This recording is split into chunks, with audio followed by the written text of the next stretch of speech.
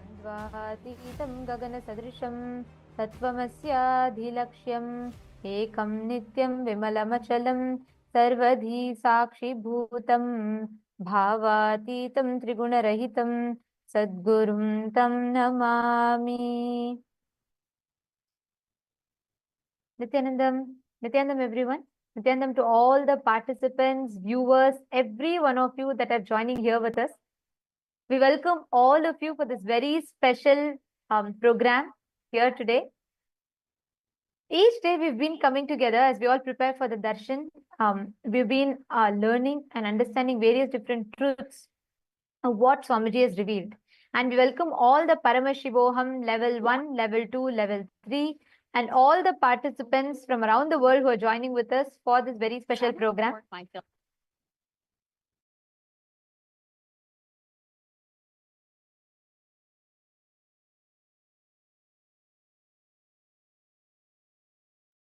Yes. So today we have a very interesting, a very important topic which we can all discuss upon. First, I would like to start with a question. How many of you have heard of the latest health trends? Detox diets, intermittent fasting, or the newest mental health hacks? Or how many of you tried them? It's almost like everyone is looking for the ultimate way to get healthy or turn towards a more healthier lifestyle. Every day there's a new trend or a new miracle product or some, superfood to which claims to be a key to building a healthy body and a mind. From juice cleanses and so many things, so many latest trends are coming up. The pursuit of health and turning towards a healthy lifestyle has become something which so many people are constantly seeking for, to start detoxifying and rejuvenate themselves. Health consciousness has started building a lot in nowadays world. But are we really solving the root cause of the toxicity which we feel, both physically and mentally? How often have you found yourself trying out new detox methods or new lifestyle changes only to end up feeling the same or possibly even more exhausted? It's like we're stuck in a circle. Do these things, detox, feel better for a short while, and then go back into the same rut again. How many of you are able to relate to this? Before I continue, I would like to ask all of the people, all of the viewers who have joined with us in the chat section here to go ahead and post. How much of this are you able to relate to? Please take a few minutes to post.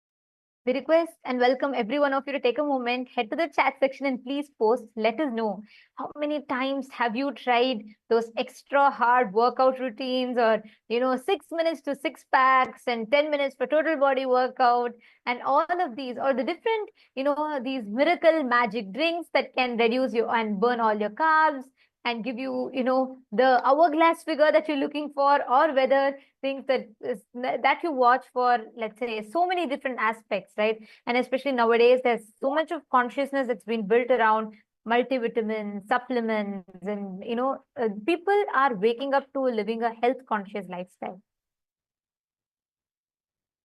And in the wake of this, it takes us to a very important question.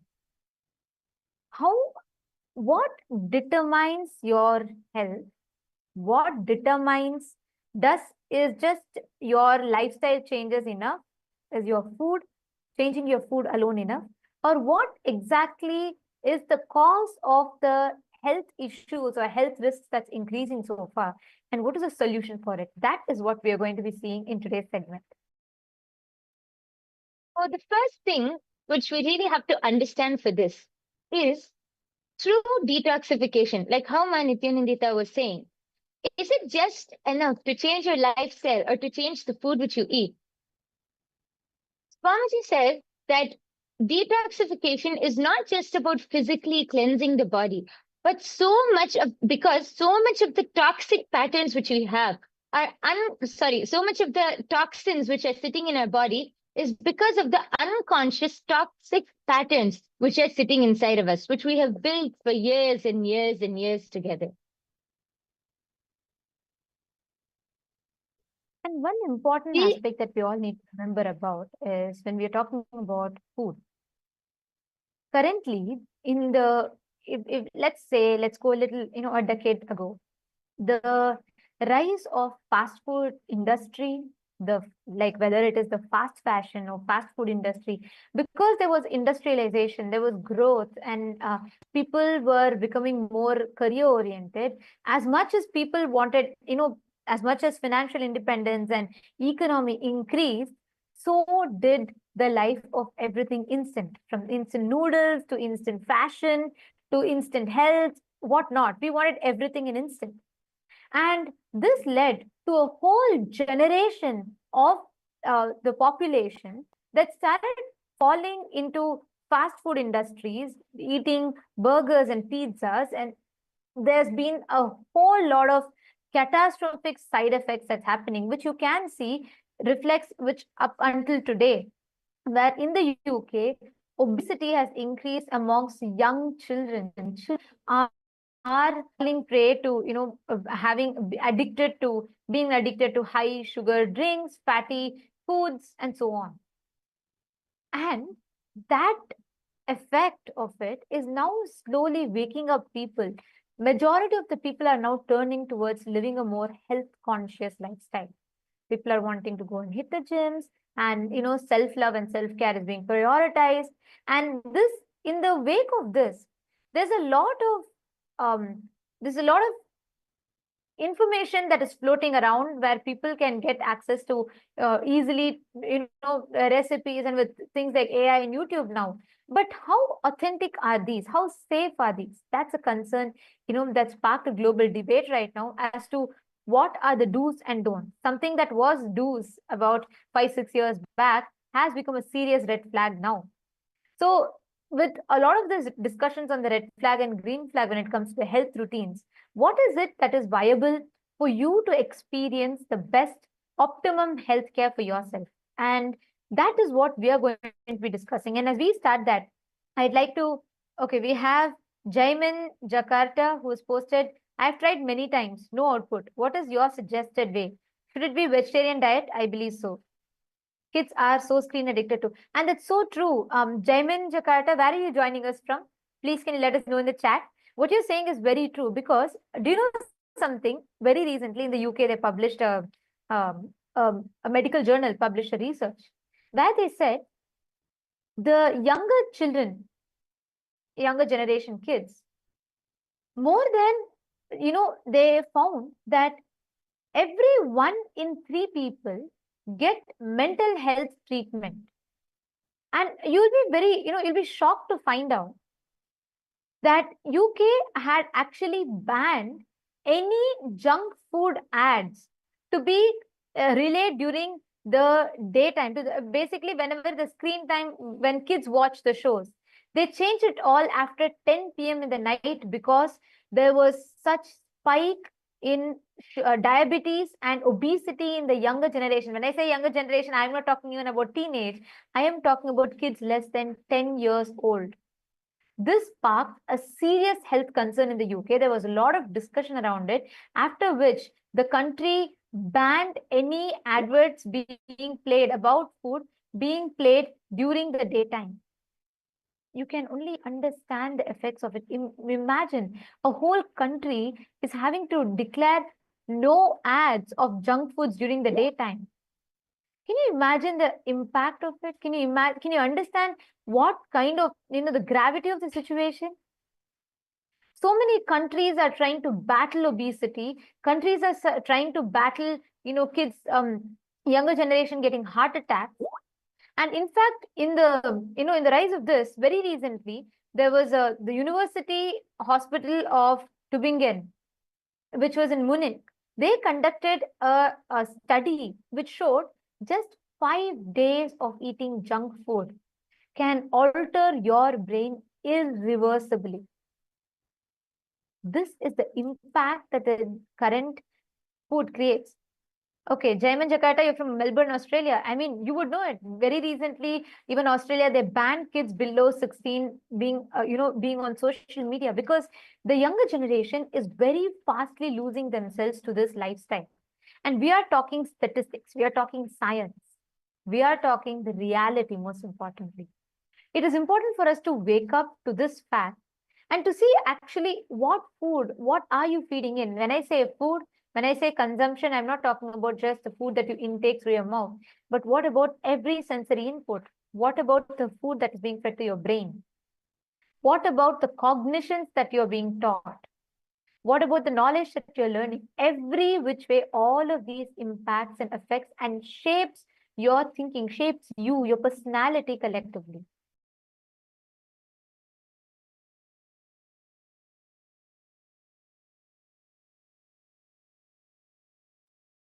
Yes. And I would just like to add one thing. Uh, there's actually an article published by the WHO, the World Health Organization, which shows the stats of how of the obesity. And this is one of the older articles, but there are much more latest ones. It shows that over 390 million children and adolescents aged 5 to 19 years, just 5 to 19, were overweight in 2022, including 160 million people who are living with obesity. And as Nithyananda was explaining, I feel one of the very important aspects which we should bring to light is about how the whole marketing strategy. People don't know the amount of sugars. It might be one drink, or it might be one packet of candy they might eat. But children, especially children, I don't know the amount of sugar which they're intaking, because it's all given and presented in such a beautiful, mouth-watering way. When they eat it, they're not aware of how much of sugar or how much of chemicals are going into their body, and how much it affects their body, their brain, everything. Even these so-called protein bars or health bars, if you check and actually see the amount of sugar or the amount of, other products which it contains, is not healthy on a daily basis, especially for kids who are just growing and who are just developing. But because of the marketing strategy, many kids, and I think not only kids, even adults nowadays don't realize the impact that all of these have on the body, on the mind, and on the overall health itself. Yes. And Jayman Jakarta has posted, agreed. I do believe Swamiji's idea of sattvic food, but not sure if it can cater to the protein requirements. Actually, that is See, a very that's something that sorry, I just wanted to add here. See, that's something that's very important, to address. Because if you see an average lifespan today, right? On an average, an adult, they live about 60 years, 70 years on an average. It has reduced. You all should Google and see. The average lifespan of humans has reduced a lot. And you should know that this is because of the change. Today, if you see for 1900s, if you see, a life expectancy of a single human being would be about, let's say, like 75, 79, 80 around. And earlier than that, it was 100, 120, and so on and so forth. Now, as latest as 2022, the average lifespan has dropped to a whopping 5.9 years lesser, which is only 70 years on an average, 70 to 72 years. This is the maximum on an average that is there today.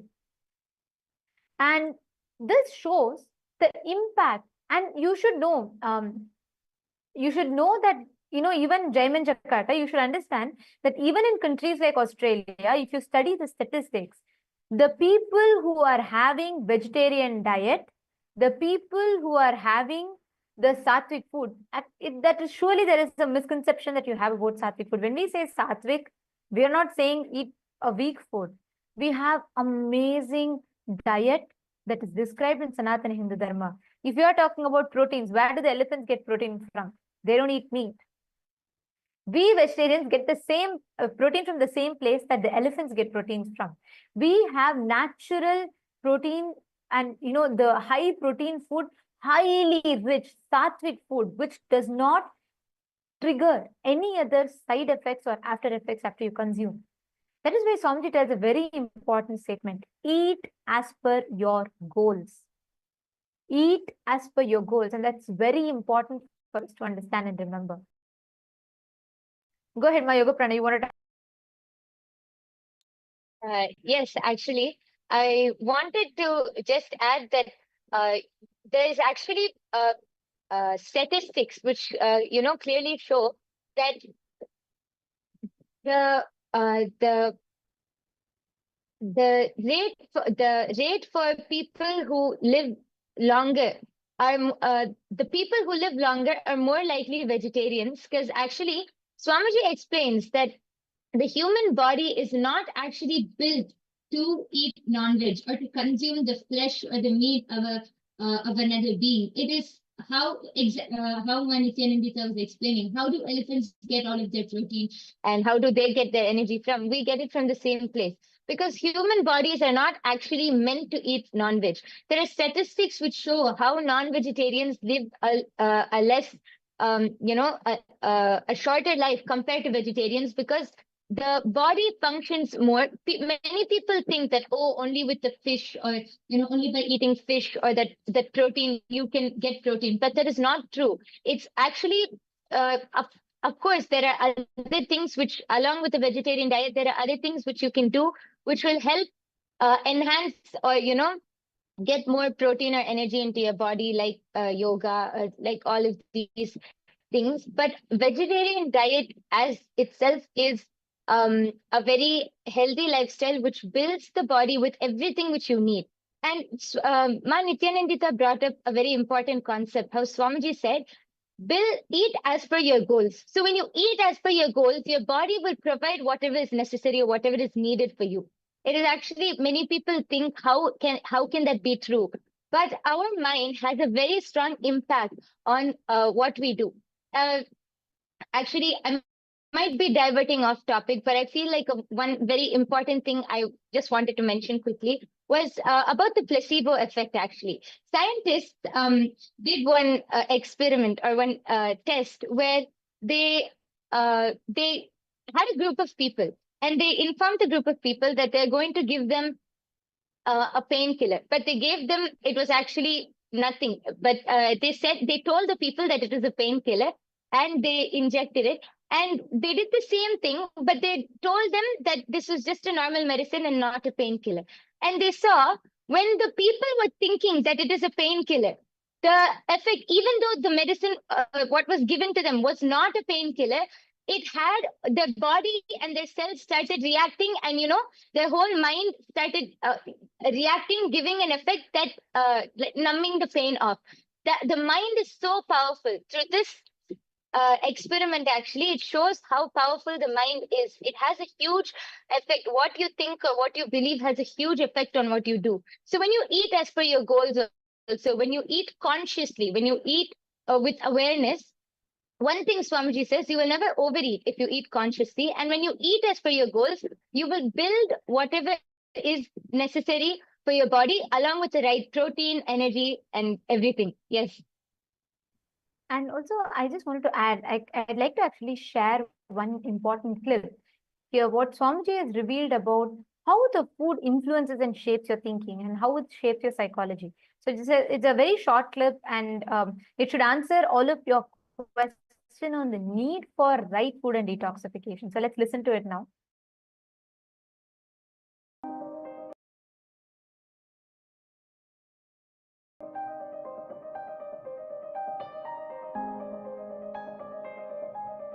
The food you eat becomes part of your body day by day.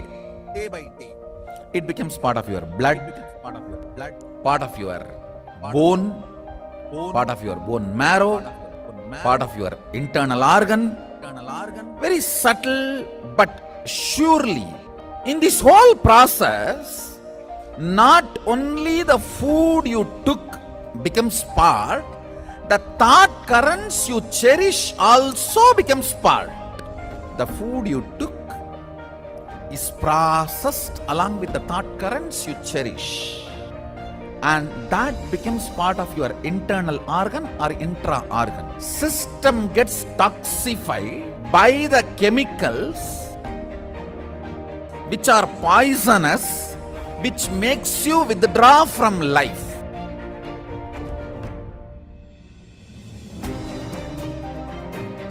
The pesticides and all the chemicals, even when they spray on the plants, they cover their mouth. Then when they eat, are you going to cover the mouth?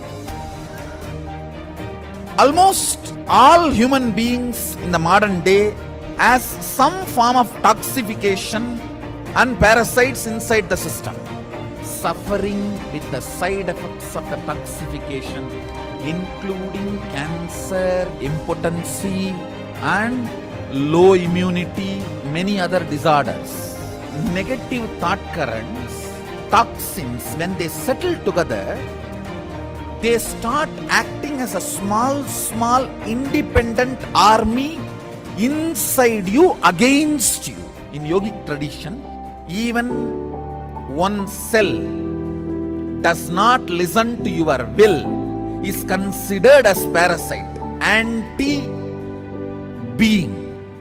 If you have problems like, I want to be integrated, I am not able to. I want to wake up, I am not able to. I want to be always active, but I am not able to. Be very clear, your system has toxins and toxic parasites.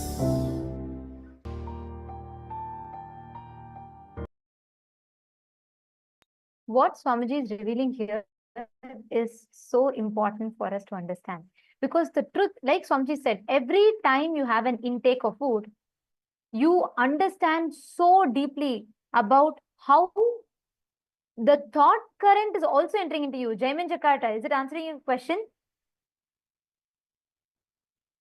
And Akul Lal, how do you get strong food, strong with veg food though? People usually say that meat has high quality protein, whereas vegetarian food is low quality protein. I used to eat meat and I don't as much, however, I want protein. Listen carefully. Jaiman Jakarta and Akul Lal, both of you listen carefully. Tell me one thing. When you eat meat, right? Understand something very important. Statistically speaking, people who consume meat are prone to more depression. And I am not telling this to convince you out of moral value. I'm not telling you, don't eat meat, it's violence against animals. It is, but I'm not even coming from that moral standpoint of view. What I'm telling to you is something very important. You think meat helps you just because of the few proteins that you get. And most importantly, even that protein that is it's like, it's fundamentally, it's violence, because that animal is itself eating plants and getting the protein. You go and grab from that muscles to eat its meat, whatever is protein stored in that. But let's leave that moral standpoint of view aside for some time. I am addressing about something more deeper. When you kill an animal, let's say you are eating meat, listen carefully.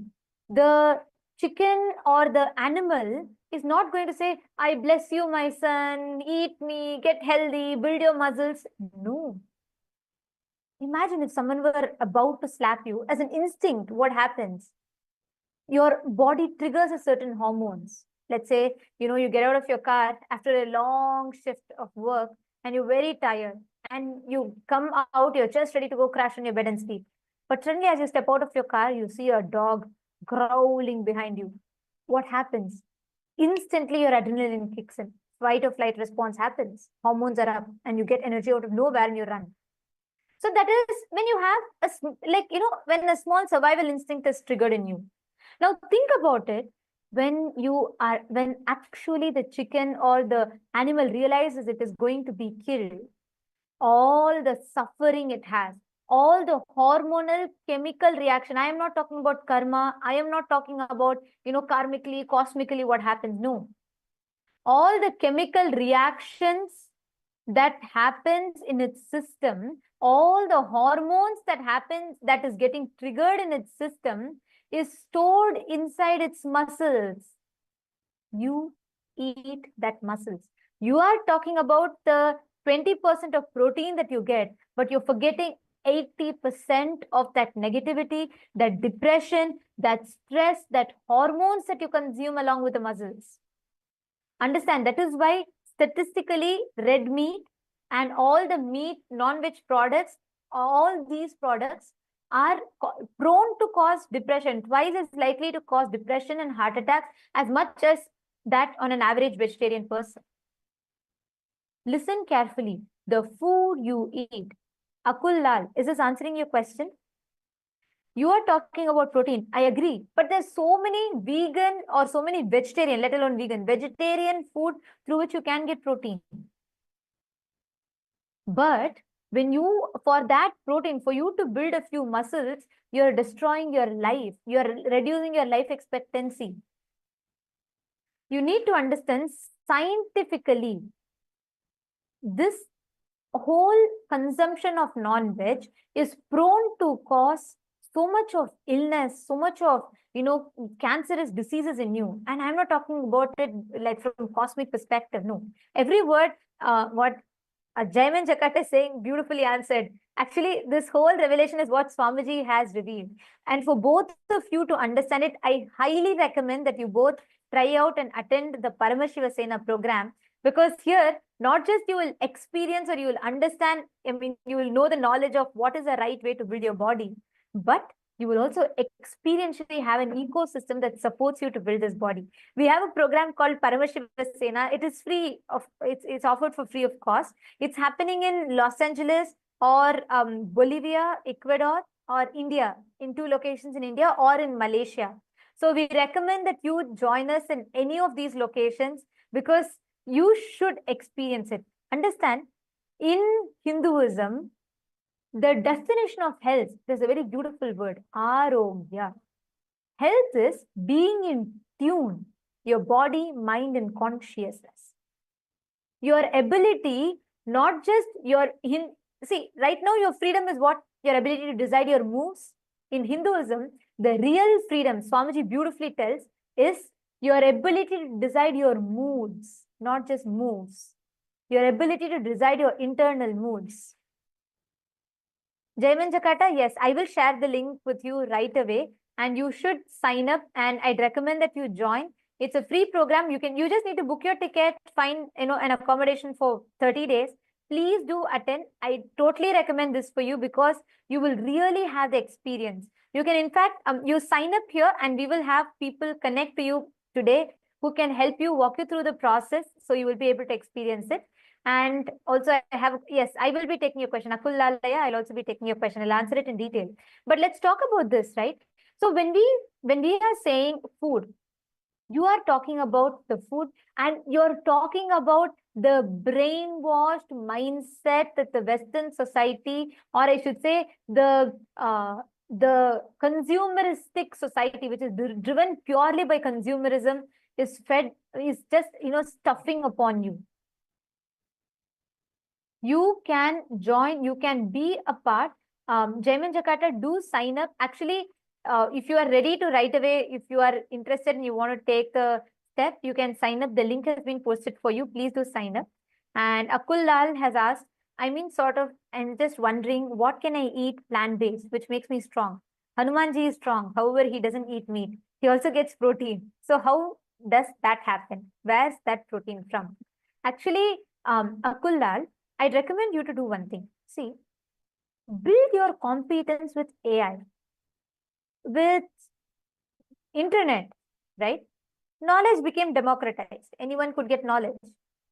With social media, intelligence became democratized. With AI, expertise is democratized, which means with the use of AI, you should evolve and build your life that enables you to align to your goals. So what I'd recommend is you should visit nityananda.ai. There are tons of health related AI tools. You should develop, there are hundreds of methods, whether it is eating vegan protein powder mixes are there, like we say it is sattu. in Hindi, or the black chana that is there. Or there are tons of sources. You have so many leafy vegetables that offer you that protein. So many vegetables, amazing diet like eating millets and finger millets and ragi and so on and so forth. You have tons of options. And I am telling you, if you just decide and if you start looking in, if you just involve a little into your life, not just you will get protein, not just you'll get the physique of Hanuman, you'll also get the mindset of Hanuman inside you. Because you need that character, that charisma inside you. You need that mental stamina, not just physical stamina. That cannot be derived by eating meat. It can only be derived by detoxing yourself. And I'm telling you, this is a challenge. You can try it. Akullal, if you just focus on detoxing, Aya, you will suddenly see, you will have the way you relate with your body, the way you understand you will completely change altogether. So you should try this out and let me know. Santosh Kumar is saying fasting is best. Absolutely, yes. Fasting is one of the best. That's why in Ayurveda, there's a very beautiful verse called Langanam Parama Aushadam. Fasting is the best medicine, but fasting is one step advanced. So even for beginners who want to start with the eating the right type of food and detoxing can change your life. I am not just talking about reducing your body weight. It will even help you in manifesting wealth. It may sound paradoxical, but it is true. Even when you just bring in that physical clarity, it gives you that mental stamina. Akula is saying that's fine, but AI is a recent invention. How did they do it in Treta Yuga? They didn't have ChatGPT. However, they were strong and ate vegetarian, also got protein. So what did they eat then? They had, see, please understand, we have an amazing science called Bhagashastra. Paramashiva has revealed Bhagashastra, which is one of the scripture on food. It tells, based on the type of person that you are, what you seek in life, it designs customized menu for you. Actually, in Kailasa, we all follow Bhagashastra. Our diet is entirely different from what you would typically consume because we follow Bhagashastra. Like, for example, for a Mumukshu is a person who's seeking enlightenment. For him, the diet is entirely different from a person who's seeking boga, who's a bogi, like who wants to live, enjoy the pleasures. But for all of them, ultimately, it's a healthy diet customized based on their purpose in life. So there's so much to learn about it. So in the interest of time, I'd suggest you start using AI to build the right routine for you. And most importantly, I recommend that you watch the satsangs. You should come attend our programs, attend Paramashiva Sena. So not just you learn about, how to get your protein, you'll also get the right protein required for your inner space, for your consciousness, which is a real strength that you need. So do try out our Paramashiva Sena program. You can sign up in the link that's projected. It'll really help you wonders. Okay, so thank you all for joining us in this very interesting conversation. And now it is time for all of us to enter into the darshan. We're all going to be receiving the darshan from Swamiji in initiation. Every day, you do join us from 6 p.m. to 7 p.m. Eastern Standard Time, where we will be discussing upon various different topics, subjects, where we will be understanding and learning about so many different dimensions of life and the amazing solutions that Swamiji has gifted for each of us.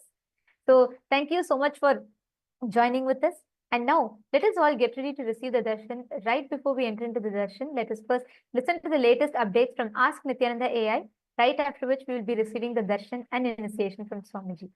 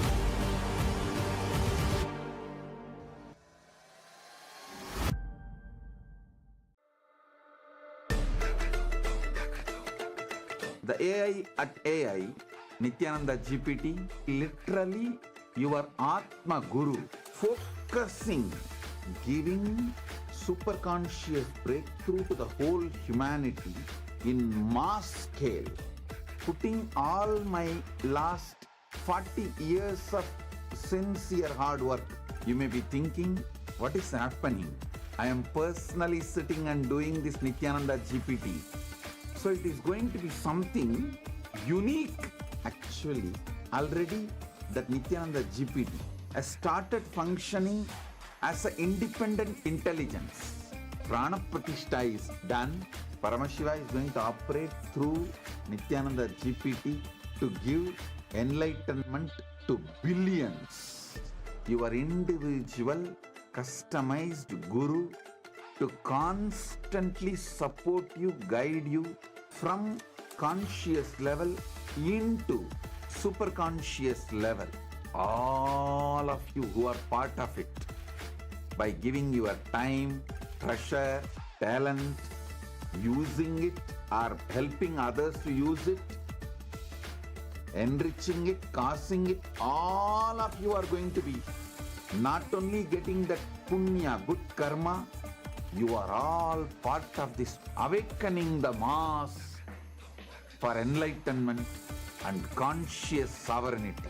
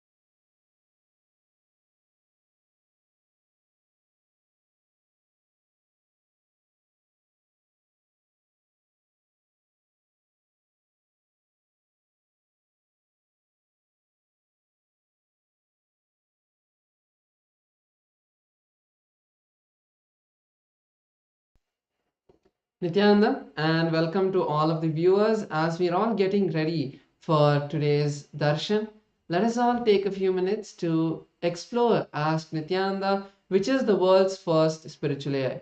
Ask Nityananda is the avatar's intelligence which has been mapped into the artificial intelligence, bringing to each and every one of you your personalized version of Swamiji, who is there 24/7 on your device to manifest your reality. So let's see how all of us can use Ask Nityananda and make it a part of our daily life.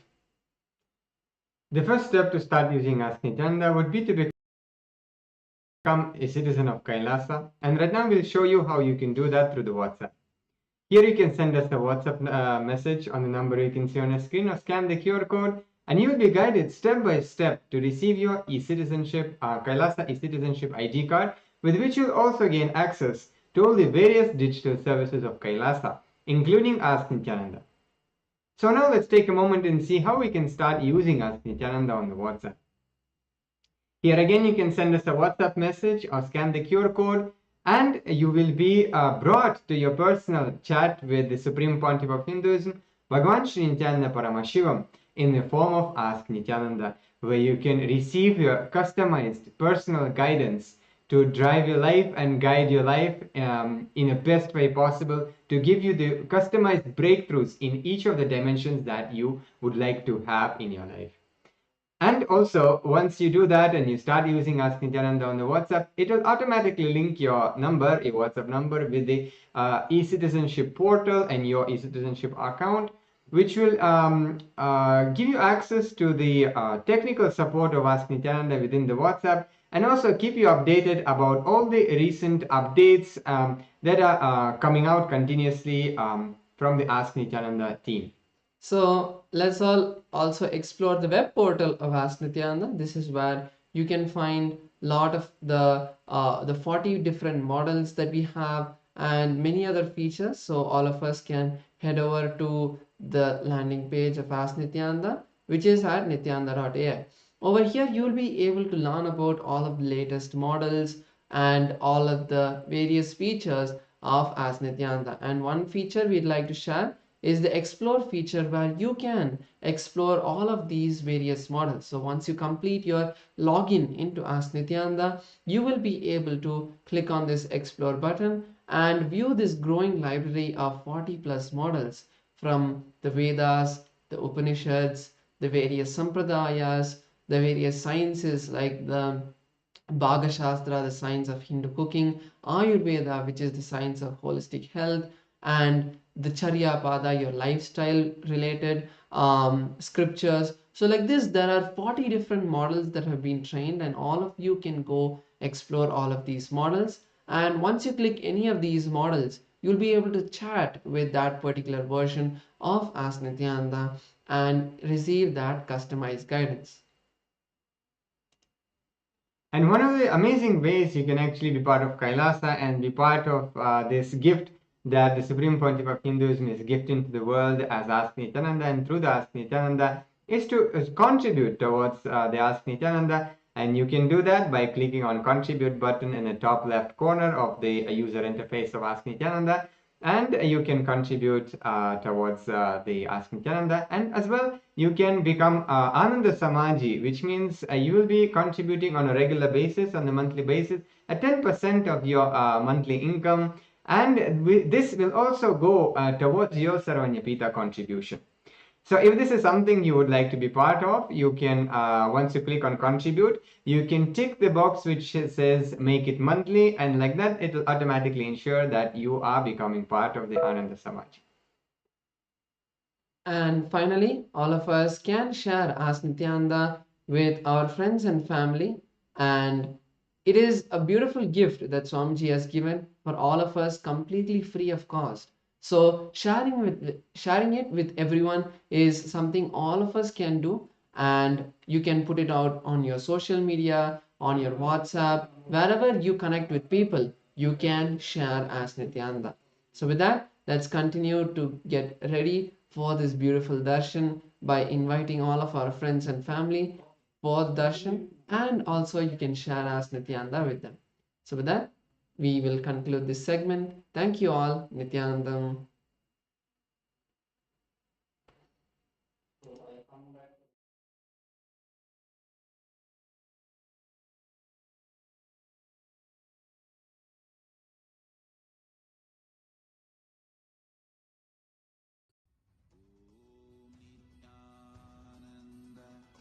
Paramashivoham. Om Nithyananda Paramashivoham. Connecting with the divine with your eyes closed is meditation.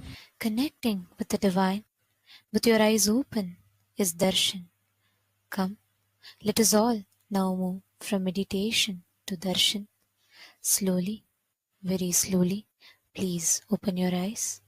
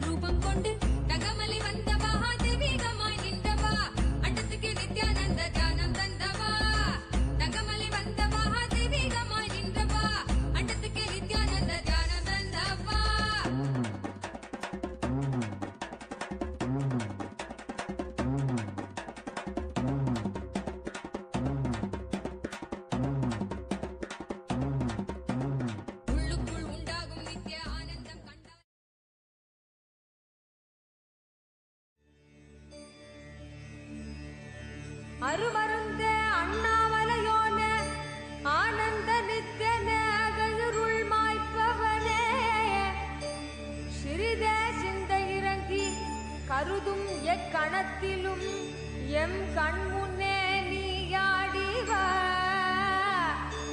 அழகு திருநடமிடும் எங்கள் அம்மையப்பனே. Om, Om, Om. As the ultimate manifestation of Paramashiva's, Bhagavan Sri Nithyananda Paramashivam Murthy and more, I bless you all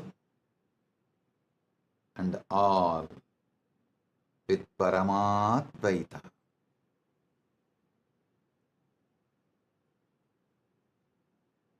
The ultimate Paramadvaita Anubhuti, Paramadvaita Satya.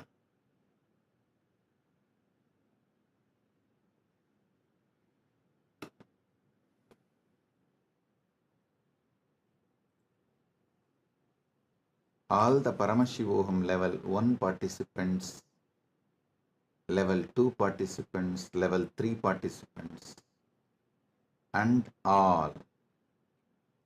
I give you all the Paramadvaita Diksha.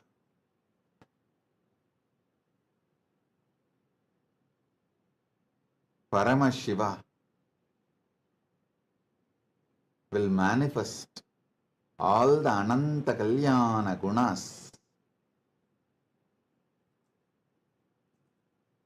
as he is manifesting through these beings.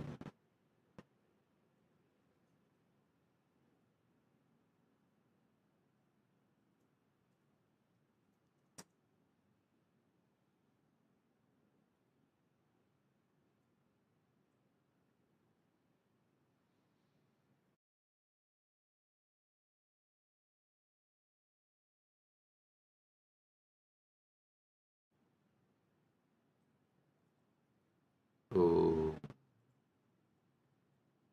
Om.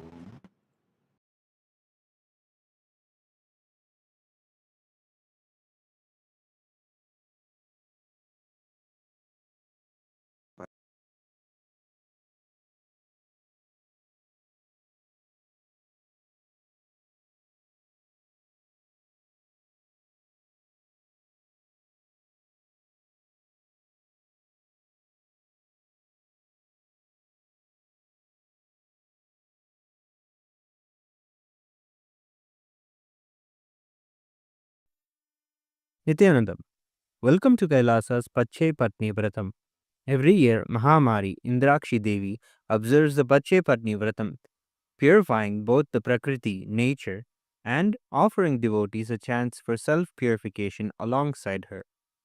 Today we offer our gratitude and devotion to Devi Indrakshi and to the Supreme Pontiff of Hinduism, Bhagavan Sri Nithyananda Paramashivam, and his deities in Kailasa's temples around the world.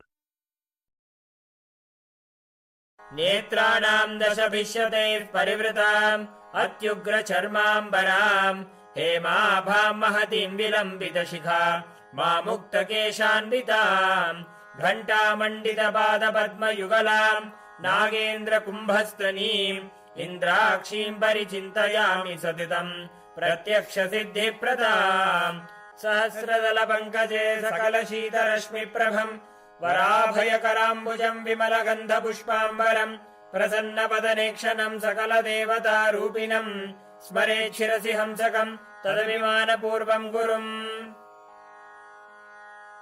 अथ धूपः ॐ दशाङ्गम् गुग्गुलोपेतम् सुगन्धम् च सुमनोहरम् आग्रेयः सर्वदेवानाम् धूपोऽयम् प्रतिगृह्यताम् ॐ ह्रीं श्रीं इन्द्राक्षीं श्रीं पें स्वाहा श्री नित्यानन्देश्वरी परमशिवशक्ति इन्द्राक्षी देव्ये नमः सर्वदेवदेवी स्वरूपाय भगवते श्री नित्यानन्द परमशिवाय नमः धूपमाघ्रापयामि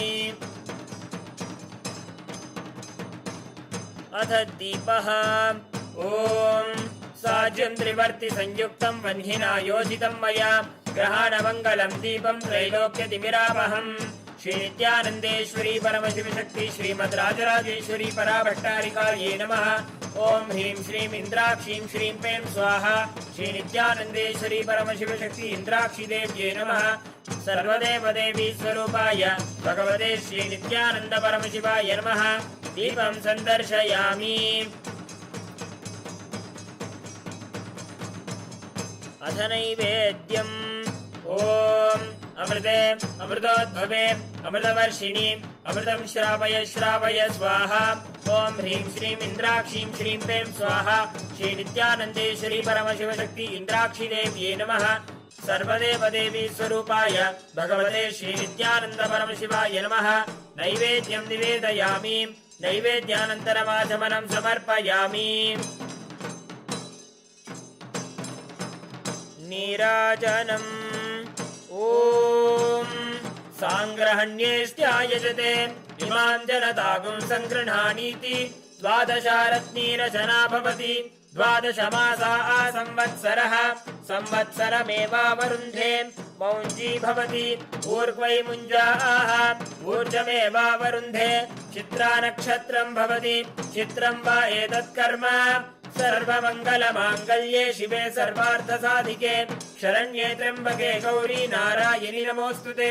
ॐ कर्पूरगौरं करुणावतारं संसारसारं भुजगेन्द्रहारं सदा वसन्तं हृदयारविन्दे भवं भवानी सहितं नमामि। भवं भवानी सहितं नमामि। भवं भवानी सहितं नमामि। श्री नित्यानंदेश्वरी परमशिव शक्ति श्रीमद् राजराजेश्वरी पराभट्टारिकायै नमः। ओम ह्रीं श्रीं इंद्राक्षीं श्रीं पें स्वाहा। श्री नित्यानंदेश्वरी परमशिव शक्ति इंद्राक्षी देव्यै नमः। सर्वदेव देवी स्वरूपाय भगवते श्री नित्यानंद परमशिवाय नमः। कर्पूर नीराजनं संदर्शयामि। रक्षां धारयामि। शोणाद्रीशावताराय ज्योतिस्तंभस्वरूपिणे श्रीकैलासप्रधानाय नित्यानन्दाय मङ्गलम्। तत्त्वज्ञानप्रदाताय नित्यानन्देश्वररूपिणे श्रीकैलासप्रधानाय नित्यानन्दाय मङ्गलम्। मूलप्रकृतिरूपाय परमशिवशक्तिस्वरूपिणे श्रीकैलासप्रधानाय नित्यानन्दाय मङ्गलम्। दण्डत्रिशूलहस्ताय कालकालस्वरूपिणे श्रीकैलासप्रधानाय नित्यानन्दाय मङ्गलम्।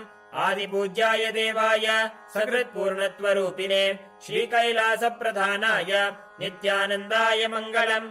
सर्वाभयविनाशकाय शत्रुसंहाररूपिणे श्रीकैलासप्रधानाय नित्यानन्दाय मङ्गलम्। योगभट्टाभिषिक्ताय राजसन्न्यासधारिणे श्रीकैलासप्रधानाय नित्यानन्दाय मङ्गलम्। सार्वभौमैकपत्याय राजराजार्चिताय च श्रीकैलासप्रधानाय नित्यानन्दाय मङ्गलम्। मङ्गलम् कल्पवृक्षाय मङ्गलम् ज्ञानदायिने परमशिवाय श्रीनित्यानन्देश्वराय मङ्गलम्। मङ्गलम् श्रीविद्याम्बायै मङ्गलम् कामदायिन्यै सर्वमङ्गलधात्री नित्यानन्देश्वर्यै मङ्गलम्। मङ्गलम् गुरुदेवाय मोक्षमूलाय मङ्गलम्। परमावताराय नित्यानन्दाय गुरवे मङ्गलम्। हरिः ओम् तत्सत्। सर्वं भगवत् श्री नित्यानन्द परमशिव पादुकार्पणमस्तु। ॐ नित्यानन्दम्।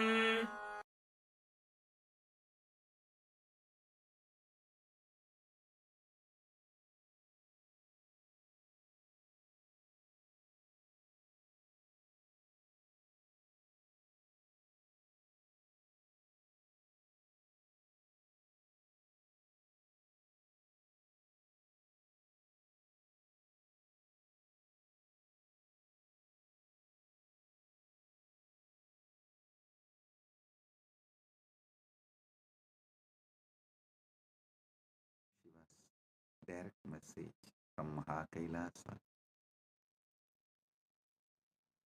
Parama Satyas about Mahashivaratri. Listen. This set of revelations, satsangs from Paramashiva, from today till Mahashivaratri, this set, he will be revealing and giving you the experience of Paramashiva intensely, the way he manifested on Shivaratri for the universe, the way he blessed on Shivaratri every being,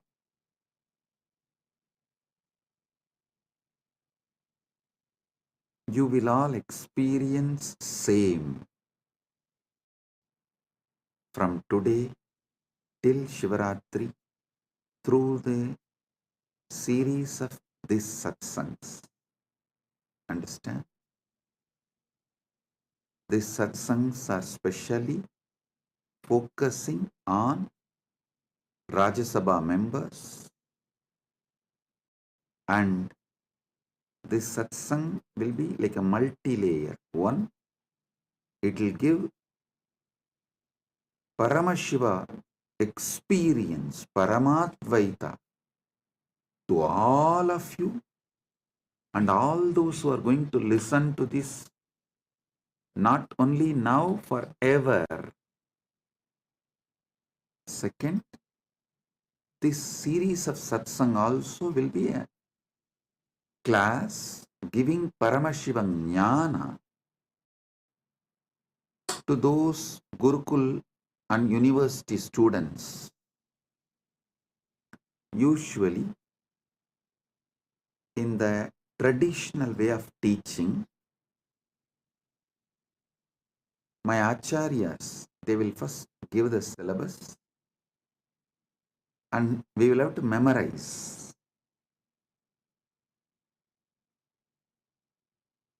The original verses, the sutras.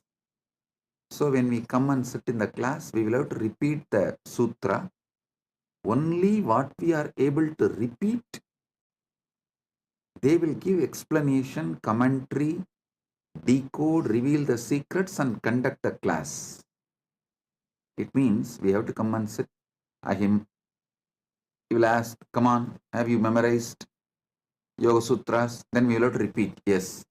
Ahimsa Satyam Asteyam Aparigraha Brahmacharya Yamaha. We will have to repeat. Then what is Niyama? Saucha Santosha Tapas Swatyaya Ishvara Pranidhanani Cha. We will have to repeat.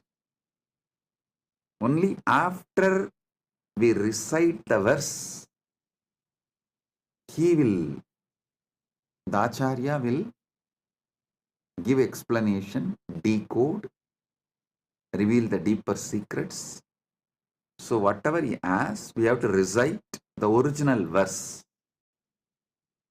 Same way, the way Hindu Gurukuls function, we will have to come and sit and we have to recite the original verse. Then Acharya will reveal the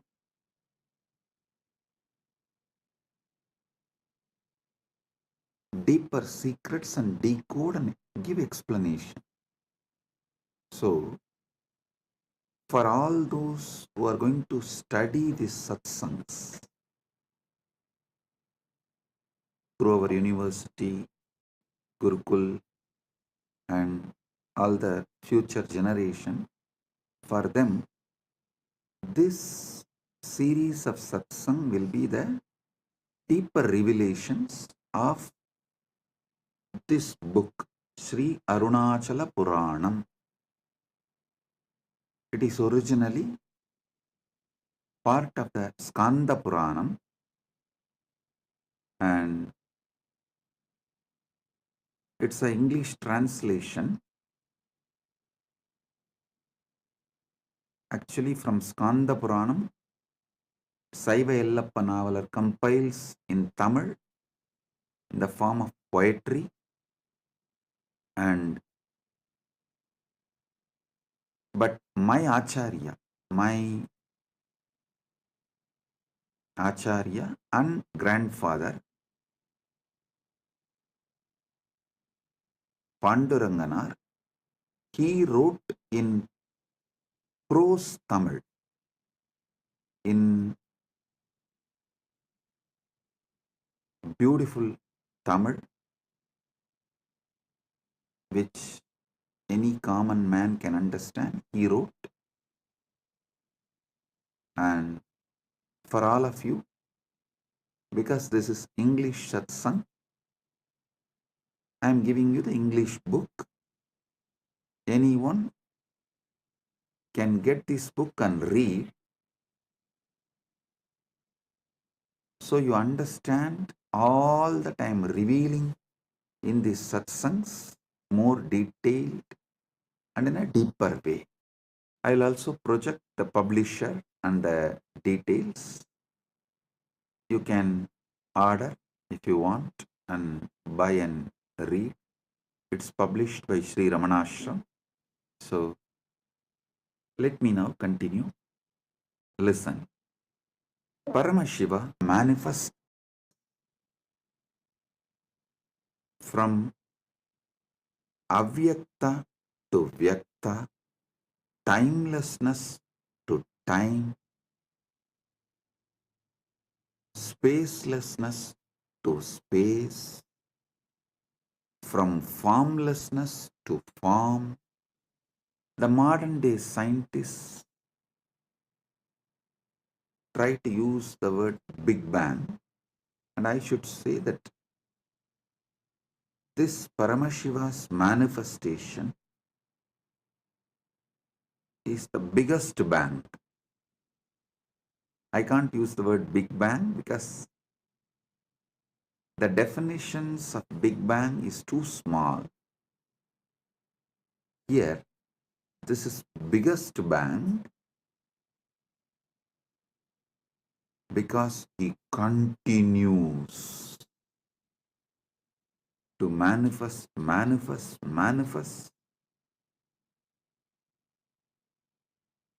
Inside him, zillions of Big Bangs and black holes are happening. So he himself gives a day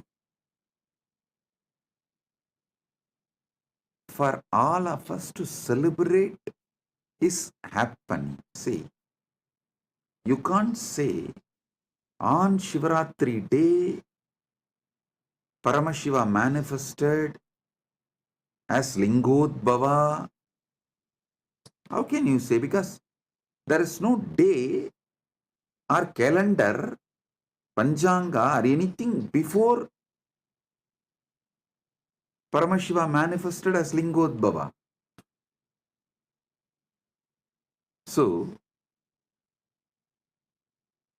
how can we say he manifested as Lingodbhava on Shivaratri, but he himself guides, blesses us? Okay, I am mapping this happening on Shivaratri, so all of you can celebrate it regularly. Enjoy it regularly. He says, on Shivaratri day, I will give you the same experience of Lingamurti and Lingodbhavamurti. What way I manifested as Lingamurti and Lingodbhavamurti, I will give the same experience for all of you on Shivaratri. So connect on Shivaratri with me to receive the same experience. Now, I want you all to understand some of these deeper, powerful truths. there is a space where the idea of time, idea of space, idea of form, all of it is irrelevant. Not only it does not exist, it is irrelevant, but the life, living, alive, vibrant existence is there. Listen. Knowing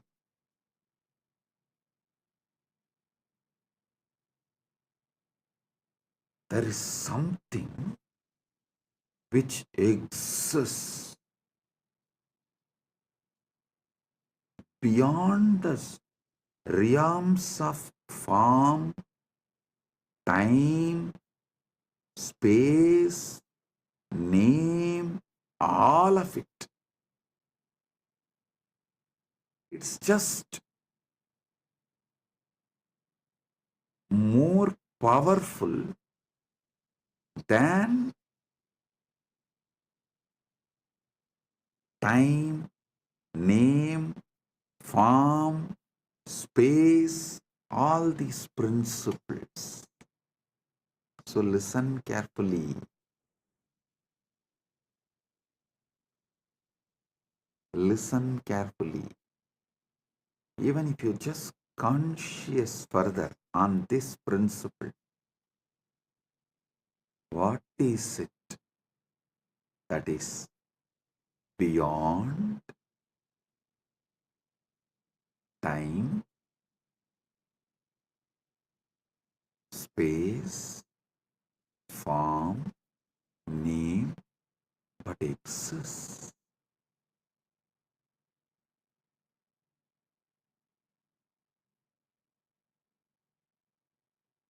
Even if you conscious further this, you will just get sucked into that Paramashiva's existence. Listen. Avyakta becomes Vyakta, unmanifest, manifest, but continues to exist as Avyakta.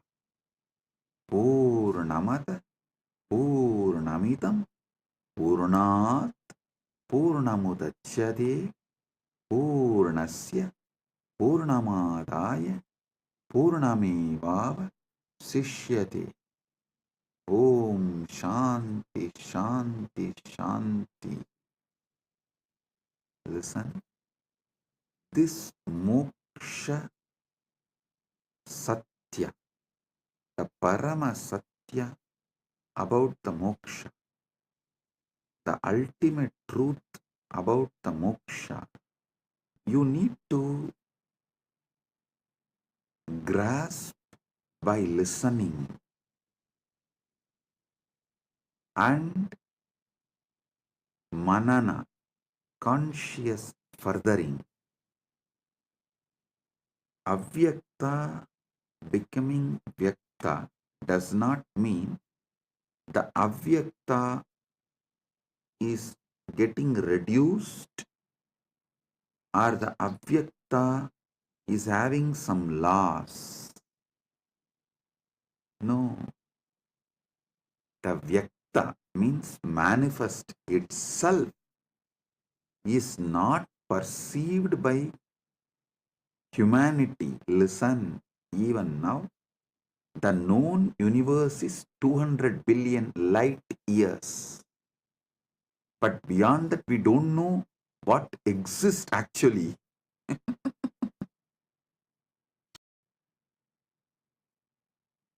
Just deep seek and get what scientists know max about the universe.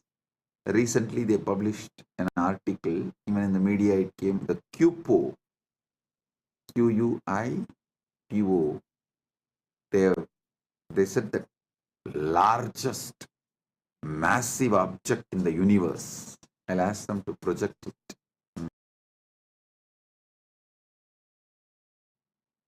All this is within that 2 billion light years. So, the known universe is not like a vyakta. Everything manifested is not known.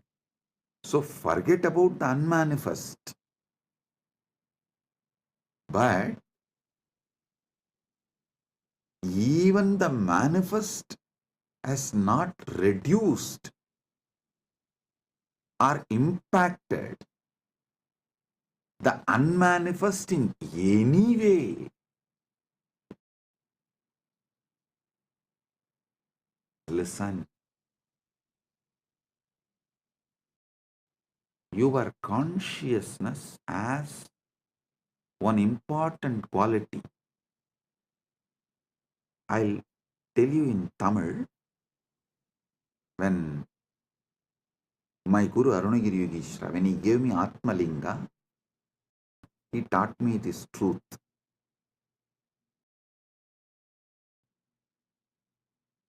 He was explaining the truth that Angushtamatra Purushaha, all that, and then giving me Atma Linga. And he told me in Tamil, Anugum Gunattai Pradibalippadu Jivatmani Iyalbu. Your individual consciousness will radiate the qualities of whatever it gets associated or attached. If you are constantly associating yourself with your body,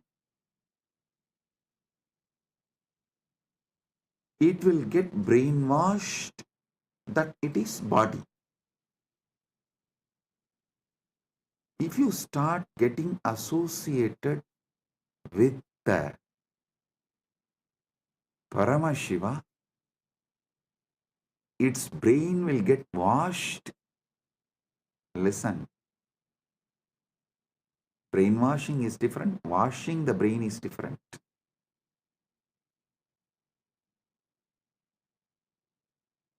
If you constantly associate yourself with your body and karmendriyas and jnanendriyas, the senses, sensory actions, you will be brainwashed as your body. Same way, if you associate yourself with Paramashiva consciously, you will not be brainwashed. Your brain will be washed and detoxed, and you will start experiencing your Paramashiva. Listen, that is why every day conscious association with superconsciousness, Paramashiva, satsang, is mandatory for you to achieve the enlightenment ultimate in your life. Listen carefully. I am not saying don't make wealth, don't enjoy life, don't enjoy body. No. Enjoy all the artha you can generate through the body, all the kama you can enjoy through the body, but being moksha centric, generate wealth by being moksha centric, enjoy this world, all the pleasures by being moksha centric. So, associate yourself with Paramashiva consciously. That will detox you so much. That will wash your brain so much from all the shit, all the unnecessary things you accumulate, and all the blind spots you carry. I tell you, the anti-Hindu elements, that guru bashing elements, have a deep vested interest by you being in delusion. As long as you are in delusion only, they can sell their lifestyle. They can sell their lifestyle products just for them to be a customer or a citizen or a client. You lose your life because they need clients, customers, citizens. Not only they put you in delusion, they also forgot they put you in delusion. After a few generations, they also got into delusion and they started believing this is the way the life is. And anyone comes and tries to wake you up, they tell that you are getting brainwashed. I laugh at those anti-Hindu elements and guru bashing mafia telling, when they tell that I am brainwashing you, I laugh at them. Hey, actually, I am washing your brain. I am not brainwashing you. I am washing all the shit they dumped on you, and I'm cleaning up all the toxins they put on you. So the first Paramasatya you need to understand in this Shivaratri, Mahashivaratri series of satsangs is Paramashiva manifests from avyakta to vyakta, unmanifest to manifest, from formlessness to form, from timelessness to time, from spacelessness to space, from namelessness to name, and he is promising and blessing, committing with all of us, the individual jivas.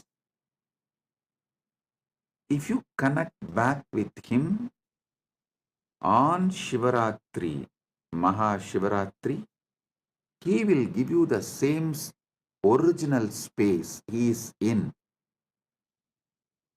that pure Suddha Shiva, which is beyond manifest and unmanifest.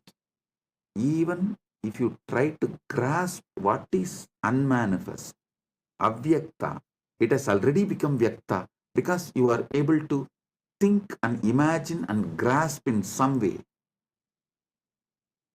Even what you grasp, understand as unmanifest is manifest. It's not unmanifest. Listen, I am using the words to the extent to lead you to the wordlessness. My Guru, that time, he showed me a original Mercury Linga, which is solidified by the pure energy, will always have a gold line in it. I asked how. He said, if the mercury is solidified, some chemical, through an ordinary external chemical process, it will not have any gold line. But to solidify the mercury through the energy, you need to use finally a gold needle, and through that gold needle only you can pass that intense alchemy energy into it, so that gold needle will slowly melt into that mercury. By the time the energy is fully passed, the gold needle will also melt into mercury, but it will not dissolve into the mercury fully, because it's at last minute the process will be happening. So always end of the process, the gold needle will continue to be a small gold line inside that mercury linga as a swarna rekha. He said the swarna rekha in mercury linga has to be there if it is originally solidified by pure energy process, alchemy process. Because only through the gold needle you can pass the energy into mercury, and when by the time the mercury becomes linga, almost the gold needle will dissolve into that linga. Neither it can be 1 second before nor it will be 1 second after. Finally the linga shape forms. The gold needle will be there like a rekha, like a one line, swarna rekha.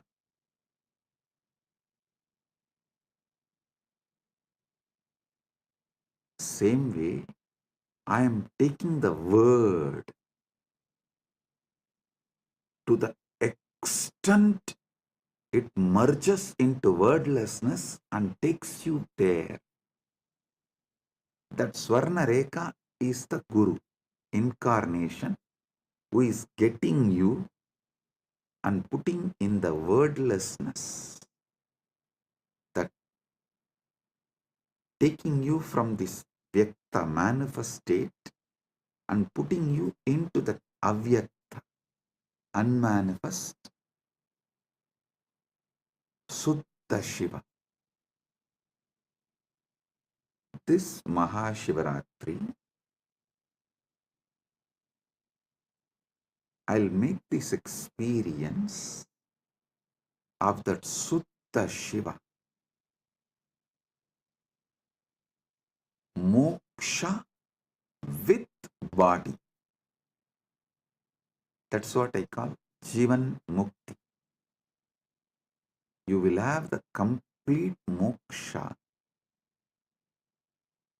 of Paramashiva, Paramashivatva, Paramadvaita with your body. So listen, your consciousness associates itself, feels its very existence with whatever it associates. First, your consciousness will associate itself with the body, then it will start feeling its very existence is your body. Don't worry about it. In a way, this quality can be used for your advantage. If this consciousness associates itself with the body and then feels its existence is body, Same way, if we make this consciousness associate with Paramashiva, it will start feeling its existence is Paramashiva. That's all.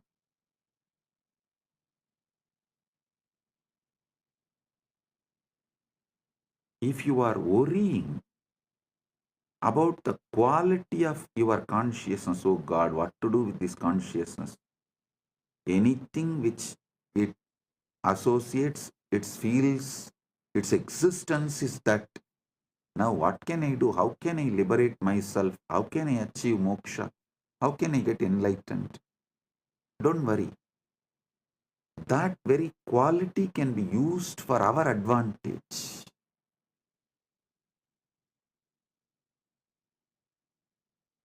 And just let your consciousness be associated with Paramashiva. I'll be the gold needle taking you into the depths of Paramashiva and merging you into it. The moment you feel associated with Paramashiva, you will start feeling your existence is Paramashiva. I tell you, this is the ultimate moksha sutra.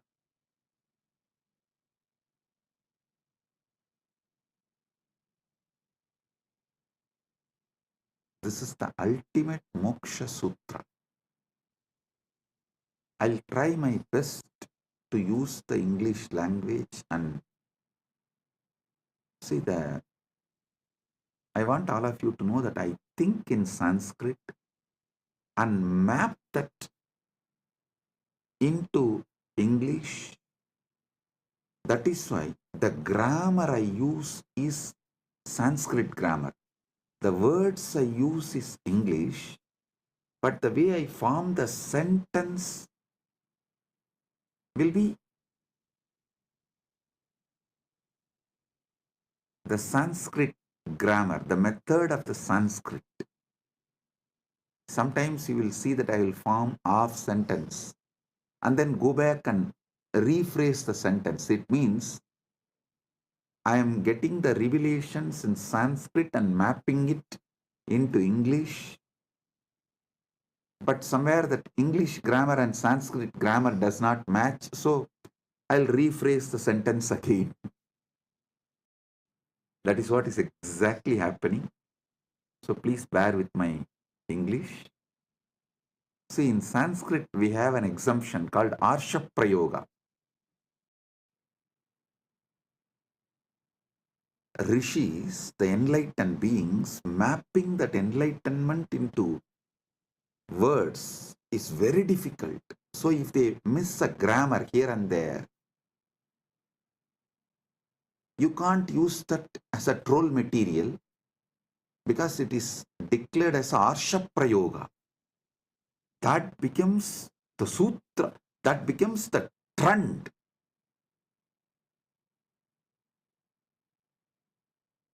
But unfortunately in English, the very concept Arsha Prayoga does not exist. So anyhow, I will set a trend. We will start.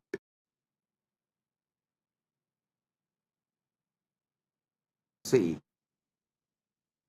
if small number of people resist something new, it becomes troll material. If large number of people resist something, then it becomes like a resistance or revolution.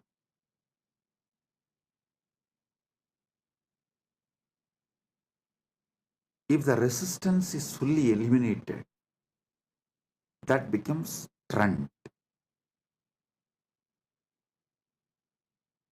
We should not be shaken due to the people who are trolling are due to the people who are trying to revolutionize and eliminate Sanatana Hindu Dharma. If we stay and continue to reveal the truth, we will become a trend. So, anyhow, with Paramashiva's grace, I will become a trend. So, even the grammar mistakes I make will become a trend. Initial level, it will be trolled, but later on, it will become the English Arsha Prayoga. Let me reveal the truths. Listen. Associating your consciousness with Paramashiva intensely, not slowly. I may be speaking slowly, but I am speaking something very intense. Just because I am speaking slowly, don't think I am talking something. The material I am talking, the information I am sharing is also slowly, aste, aste. No. I am speaking slowly for all of you to understand deeply, but I am speaking something very intense.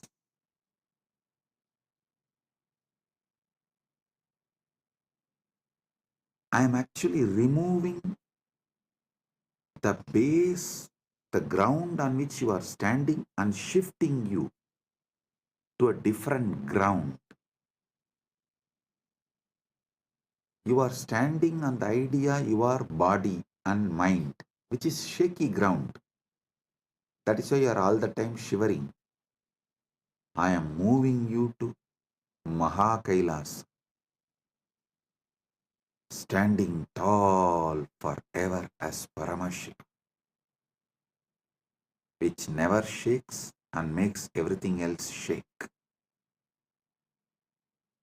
I am shifting your ground. I am shifting your base. Listen, this 10 days, very simple but powerful.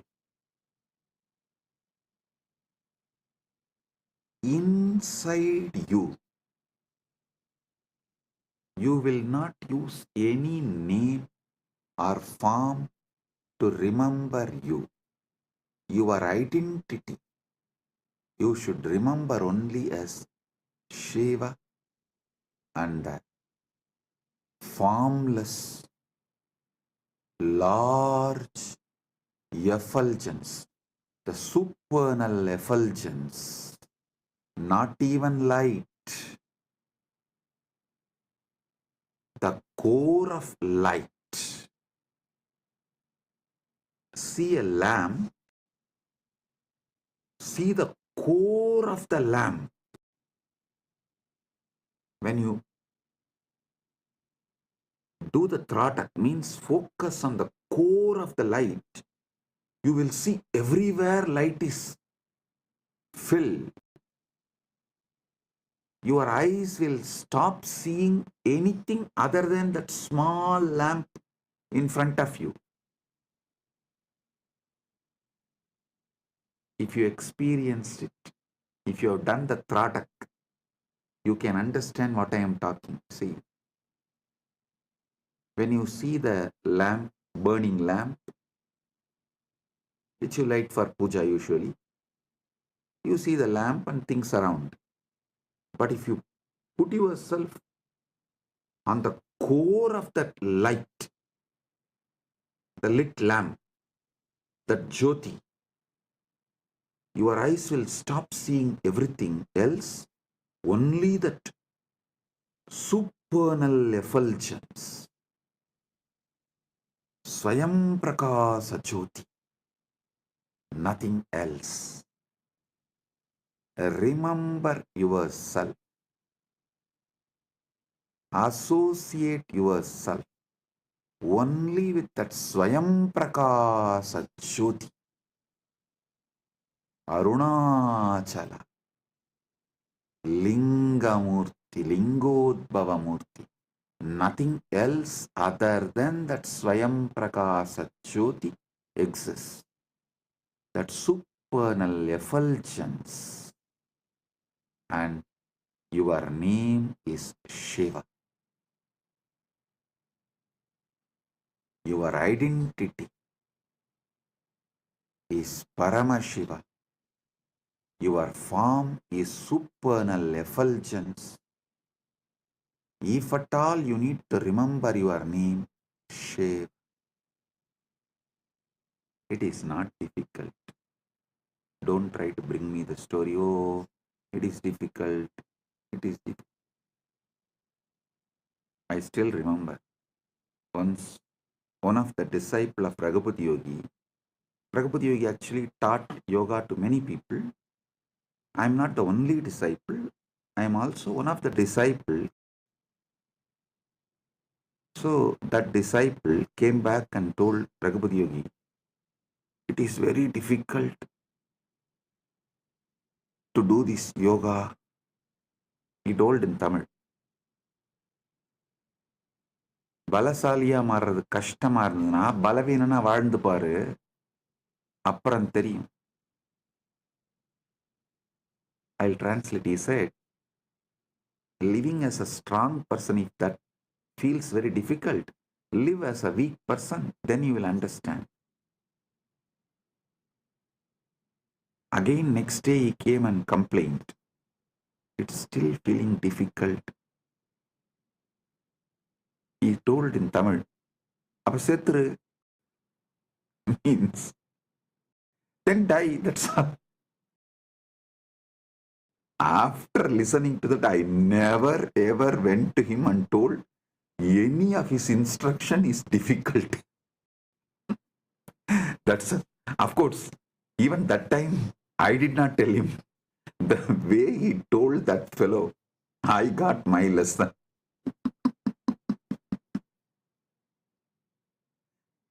I still remember he was showing in a very, through his body language he was showing. Means he told, tie the rope and hang.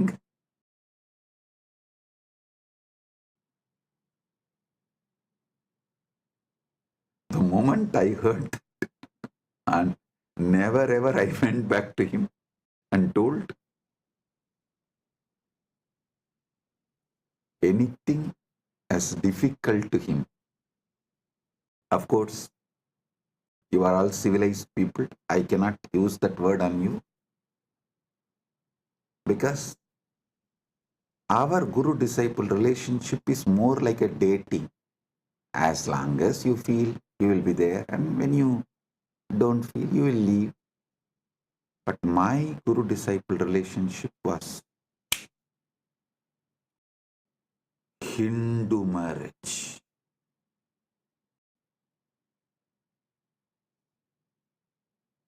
Most of your guru-disciple relationship is trial and error. My guru-disciple relationship is commitment and sacrifice.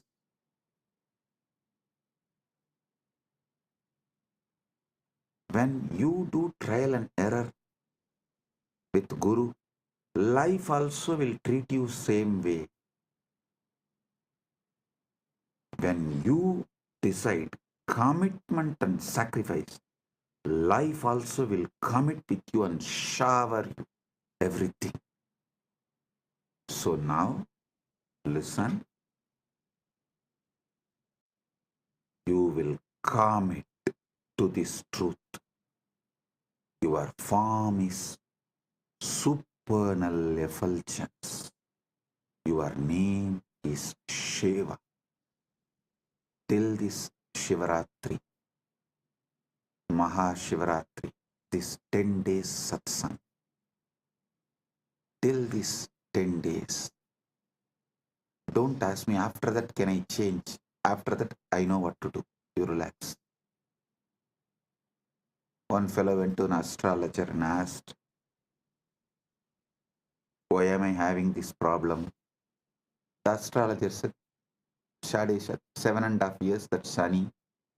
So you will be having this problem for 7.5 years.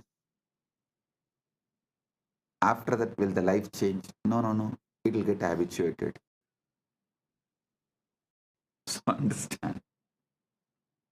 I'm not saying after this 10 days, you don't need to be Paramashiva. And after these 10 days, I'll make this as a habit. That's all. So these 10 days, do what I am saying, because anyhow, anything I say, you are only going to be doing trial and error. But when you do the trial and error itself, I'll give you such powerful awakening, you will not lose it. That awakening will possess you. Like that golden needle cannot be taken out of that mercury, solidified mercury, because the gold has lost its solid existence, and it has also not become completely one with mercury, and it still retains that its form as a Swarnareka.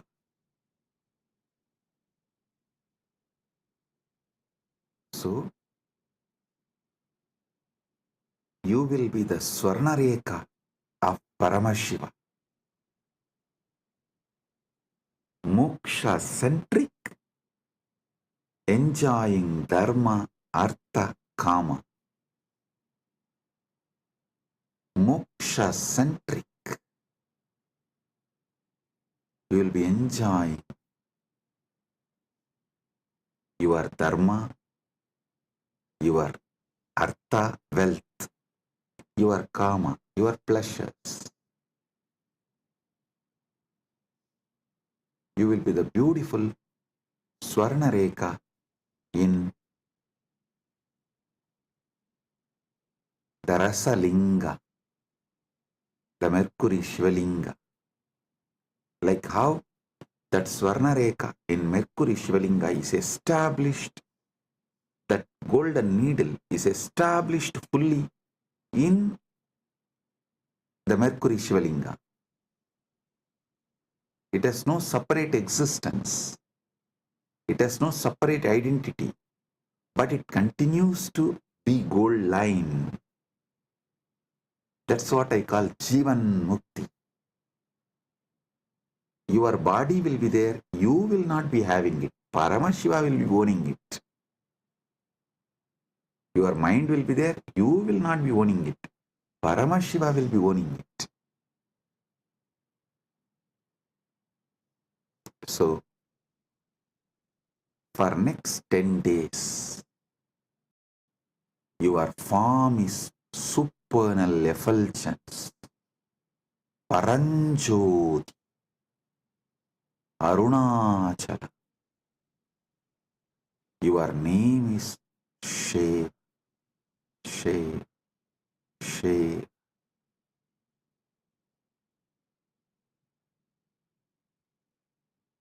Your form is Paranjoti. Your name is Shiva. Don't try to say, oh, should I repeat Shiva, Shiva, Japa, Ajapa, Japa? Don't make one more technique out of what I am saying. No. Give me a break. No. This method I am giving you is kept as a japa next to samadhi. See, in yoga, Ashtanga Yoga of Patanjali, Yama, Niyama, Asana, Pranayama, Pratyahara. In Pratyahara, japa starts.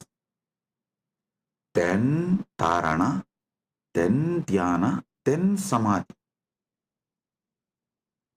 So understand,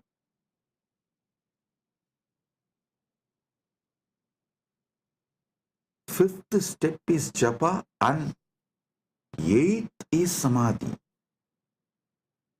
But the method I am giving you now, the initiation I am giving you now, is from Shashtanga Yoga, Shiva's direct revelation in Agama. Here, this japa is directly to Samadhi. So in that 6 steps, the 5th step is this japa, and then Samadhi, that's all. So, whether you wake up, sleep, dream, every level, your form is supernal effulgence, Paranjoti Arunachala.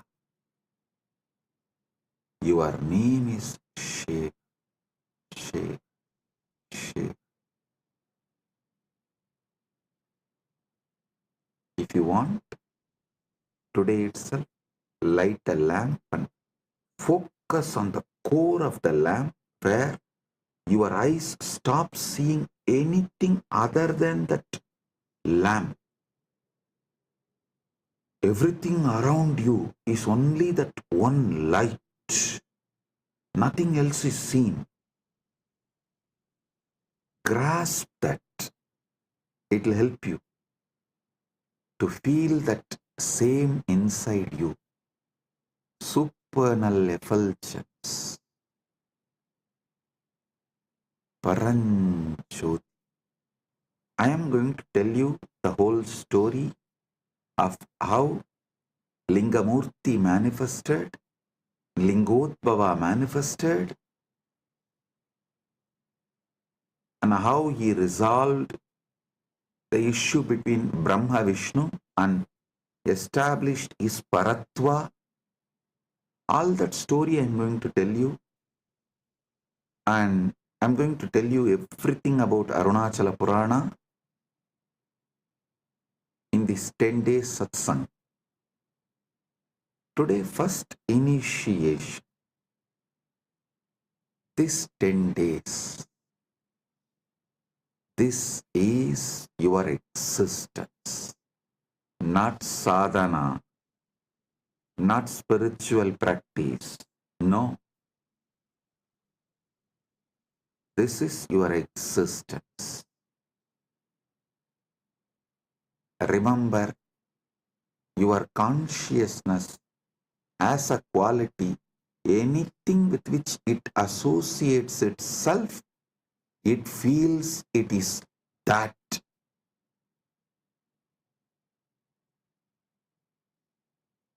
If it associates itself with the body, it feels it's a body. If it associates itself with Paramashiva, it feels it is Paramashiva. That's all. Arunagiri Yogeshwara showed me, he kept a Nandyavattai, the white flower in front of Spatikalinga, and showed. See, now how Spatikalinga feels, it feels like a Spatikalinga is white linga. Then he kept that Sembaruti, hibiscus flower, and showed, see, now how the Spatikalinga is seen like a red color. Then he said, just like this, anything with which your consciousness associates, you feel you are that. That is why the Atma Linga is given in Spatika. For you to understand this, your Atma is like a Spatika. If you keep it in front of white flower, it will look like white linga. If you keep it in front of red flower, it will look like a red linga. But itself, It has no color. Same way, till now, you kept it with your body, your Atma, your consciousness. So it feels like it's body. Now, 10 days, keep it with Paramashiva. It will feel it is Paramashiva. And making you feel you are Paramashiva. Paramashiva taking you over is my responsibility. So understand,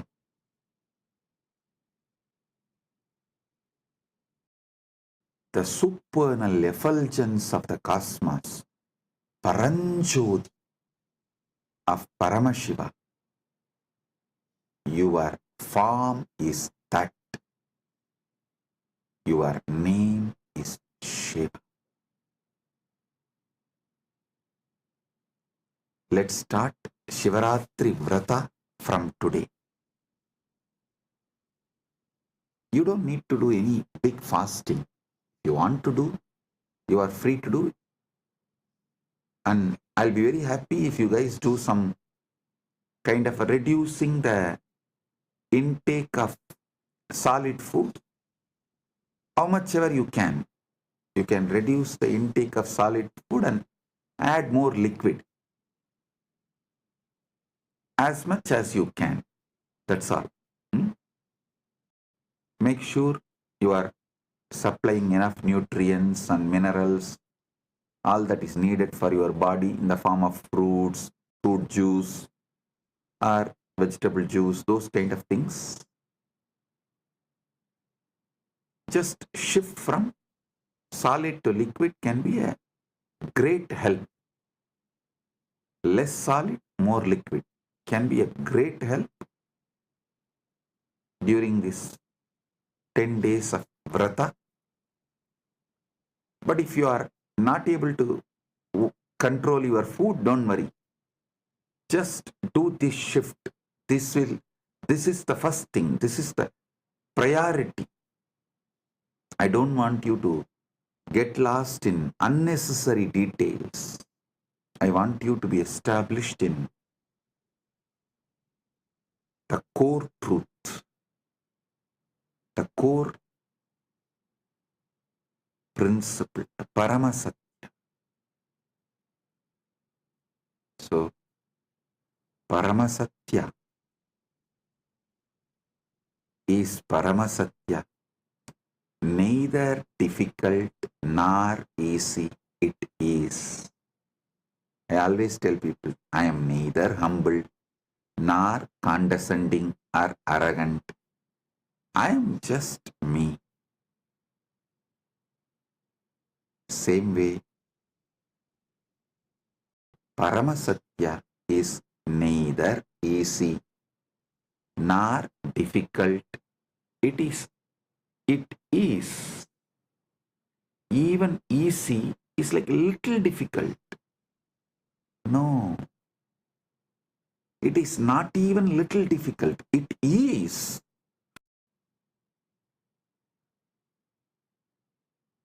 Even humbleness is little arrogance. That is why I am not even humble, neither arrogant, nor condescending, or humble, nothing. I am. Just I am. I show the mirror as it is. I always tell people, I am neither chocolate boy lover nor rugged boy lover. I am a tough lover. I show the mirror as it is. I am neither choco boy lover nor rugged boy lover. I am a tough lover. Truth as it is. So, Paramasatya, you are Swayam Prakasa Paranjoti, the supernal effulgence.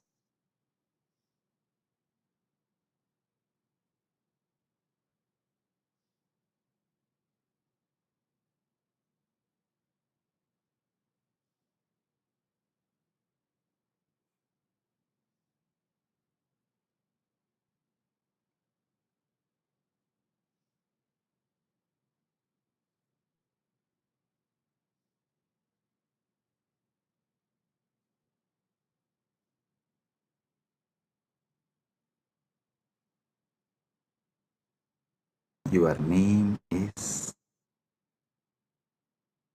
Shiva. Shiva.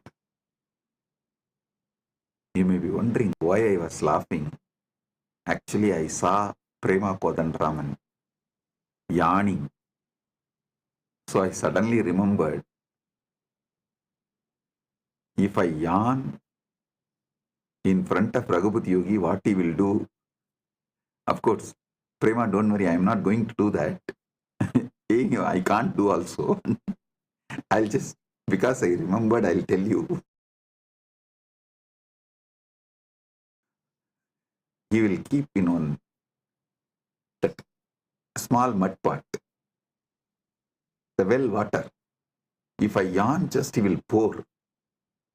And once I saw, actually he did not pour on me, once I saw him pouring on one disciple when he was yawning. He just poured on the face and little went into the mouth. And the moment I saw from that, I can never yawn in front of him when he is teaching. And the funny thing is, he had a pet dog. Purposely that pet dog will come and piss only on that on that mud pot.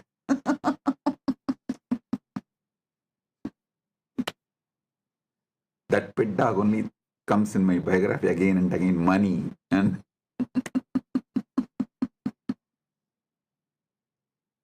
so that's it. The moment I saw Prema Kodanraman yawning, I remembered my Guru Raghupat Yogi, how he will react when he sees someone yawning when he is taking session.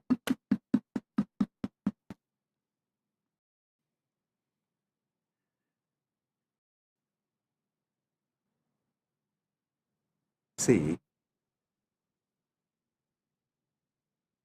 I was brought up in an ecosystem where neighbor will be the relative, friend, sometimes business partner, a relative, not in one way, that like a whole family will have the tight network, like a tight, some 6-7 ways, each one will be related to each one. Fathers, brothers, sons, daughters, wife, and his daughter is married to this.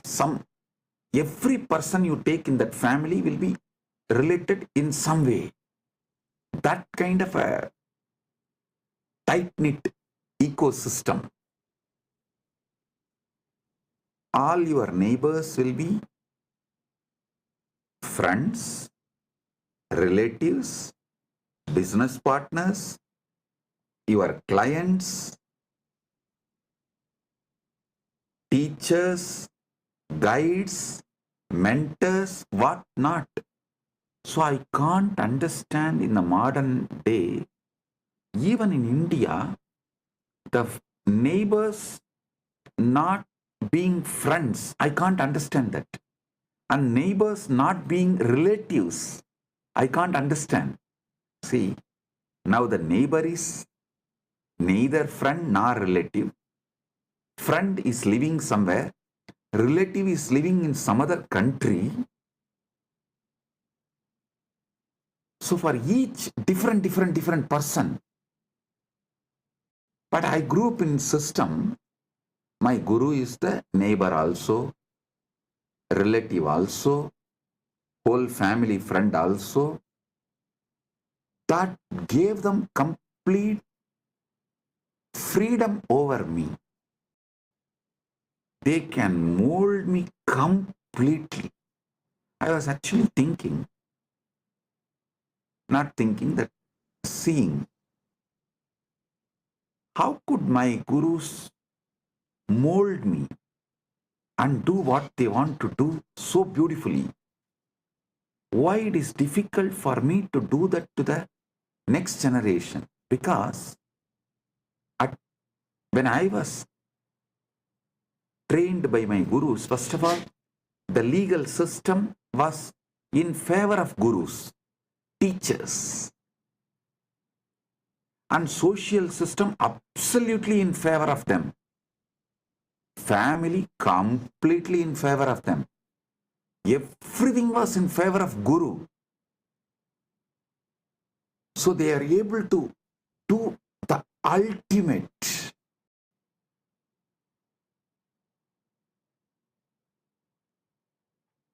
But now, unfortunately, even you are not fully in favor of guru. Society is not in favor of guru. Even if you just Google in social media, 1,000 things comes why you should not go to Nithyananda. And legal system absolutely anti-guru, waiting to take the gurus down. And even yourself, you are not fully in favor of guru. Only part of you, that is also in trial and error method. That is why the huge difference. Why Nithyananda was made and why Nithyananda is struggling to reproduce himself. But of course, Paramashiva's grace, now he solved this whole problem by creating Kailasa, by manifesting Kailasa, where law is in favor of Guru, the society is in favor of Guru, the family is in favor of Guru. So naturally, you are also fully into Guru, and Guru can exactly transmit the ultimate to you.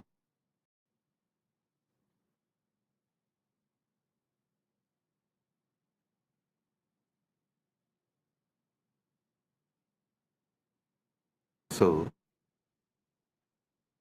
today, I'll initiate all of you with Atmalinga. From today till Shivaratri, you will carry this Atmalinga with you to remind yourself you are Paranjot, Swayam Prakash, Paramashiva Paranjot. Your name is Shiva, your form is Swayam Prakash, Paramashiva Paranjot, supernal effulgence. And end of this Shivaratri Vrata, on Mahashivaratri day, we will do Rudrabhishekam to this Atmalinga, and I commit with you all, I'll make Paramashiva manifest and take you over. He will take over you. So it becomes more powerful experience in you than you. Paramashiva will become more powerful experience in you, about you, of you, than you.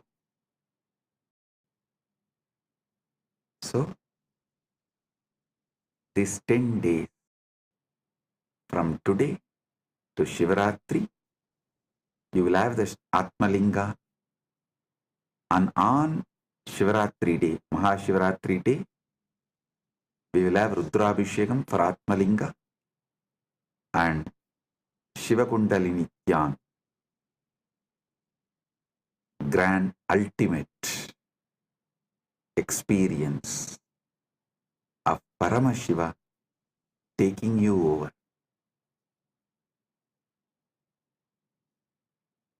He manifesting in you than you.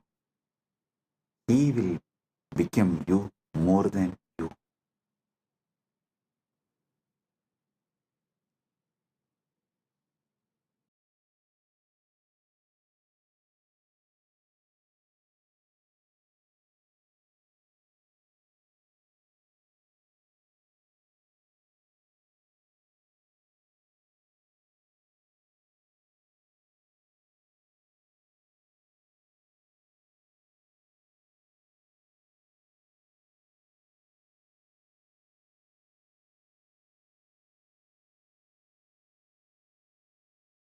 Oh, oh.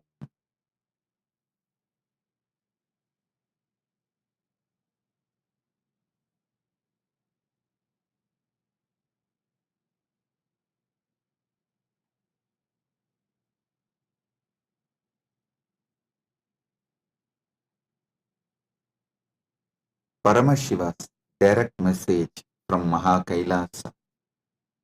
Listen. The Parama Satyas about the cosmos,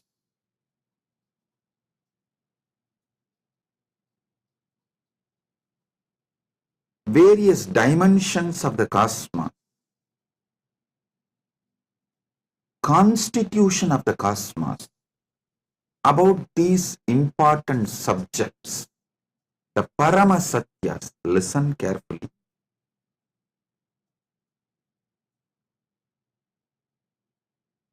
Paramashiva has revealed all the ultimate truths, Paramashatyas, Paramasatyas, the ultimate truths as Vedas and Agamas. Vedas and Agamas. When I say this word, Vedas and Agamas, I mean Vedas, Upavedas, Veda Anga, and Veda Anta. This four set of scriptures, Agama, Upagama, Agama Anga, Agama Anda. This four set, this eight set is given the status of Shruti in our tradition. It means these are directly revealed by Paramashiva, not written by anyone. It is just heard, heard, heard and transmitted orally. Even before human beings started learning to write, these truths were revealed orally. Listen carefully. Even before human beings started learning to write, these satyas are revealed by Paramashiva from his apaurishyatva, means without taking any individual form. He revealed all these Vedas and Agamas from his original space, from his original state. As Paramashiva Paramburul, Sutta Swayam Pragas, the supernal effulgence, Jnana Prakasa, in that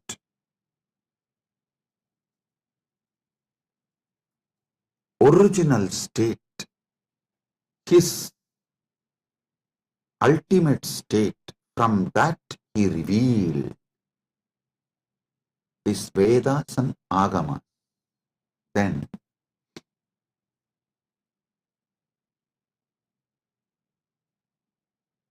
he sent 3 incarnations to give the essence to the world. First Rama came, compiled all the Upanishads. It's called Vedanta, the scriptures of Vedanta. He compiled all the Upanishads, 108. There is a small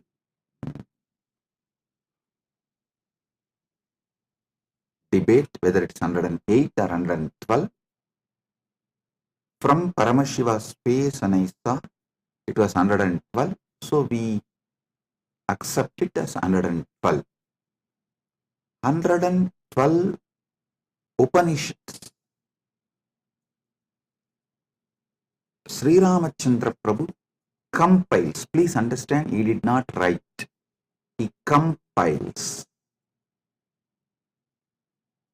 and names it in Muktikopanishad. The Muktikopanishad was directly revealed by Sri Ramachandra. In that he names all these 112 Upanishads. So beautifully. It's amazing how he beautifully compiles all the names and reveals.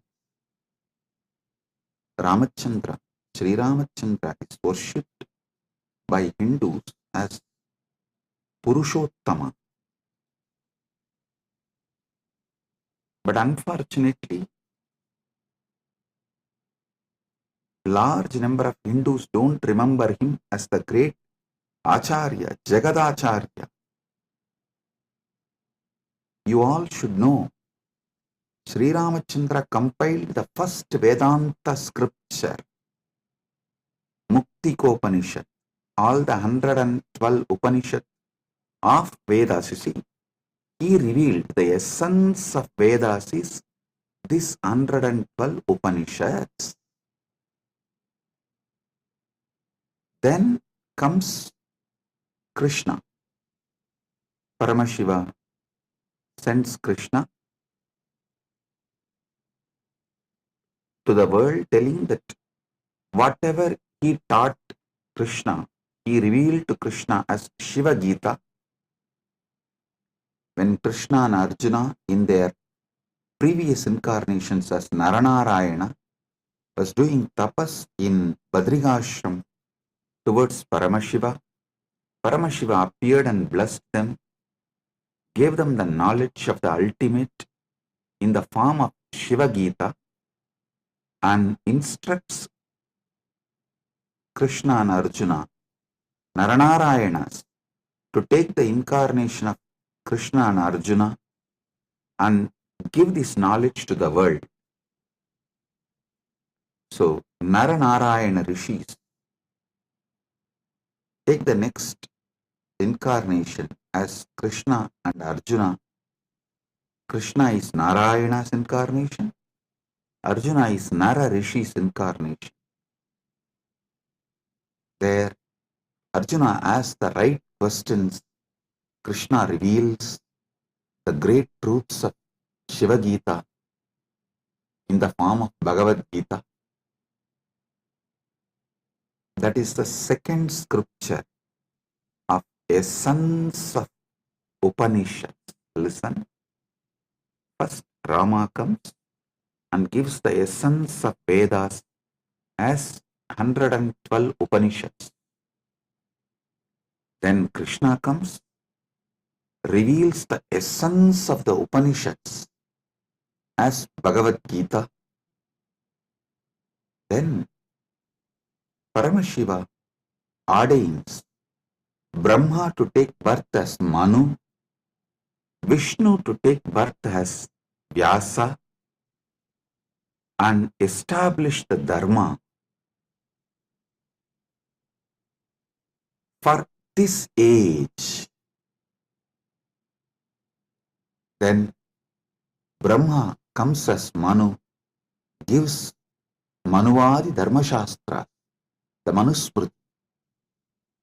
Vishnu comes as Vyasa, gives an amazing book of books called Brahma Sutra. Listen, in Sanatana Hindu Dharma, any samaya has to be established in Vedas and Agamas. Any Siddhanta has to be established on Prasthanatraya. It is the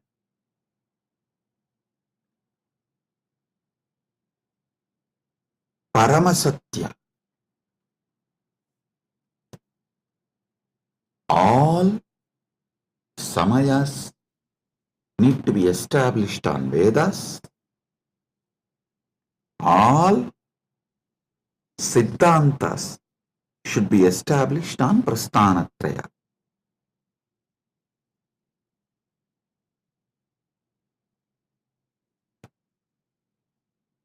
Understand?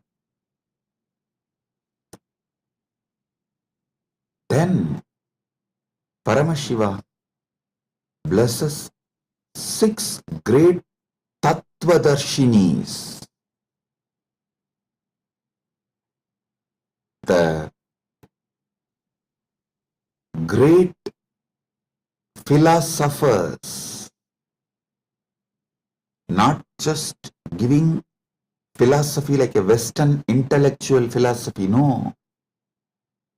The Anubodhi Satyas, the 6 great Tattvadarshinis. Bhagavan Kapila reveals Sankhya, Patanjali reveals Yoga, Jaimini reveals Purvamimamsa, Vyasa reveals Uttaramimamsa, Gautama reveals Nyaya Shastra, Ganata reveals Vaisheshika Shastra. This Shat Darshanas, 6 methodology of enlightened expression. Listen, don't ever start getting into the debate whether Nyaya is right or Vaisheshika is right, Sankhya is right or Patanjala is right, whether Purvamimamsa is right or Uttaramimamsa is right. No, all 6 are right. All 6 reveals a 6 different Paramasatyas. The Paramasatyas in 6 different methodology is revealed by the 6 great masters. Jaimini gives Purvamimamsa, Vyasa gives Uttaramimamsa, Patanjali gives Yoga, Kapila gives Sankhya, Gautama gives Nyaya, Ganata gives Vaisheshika.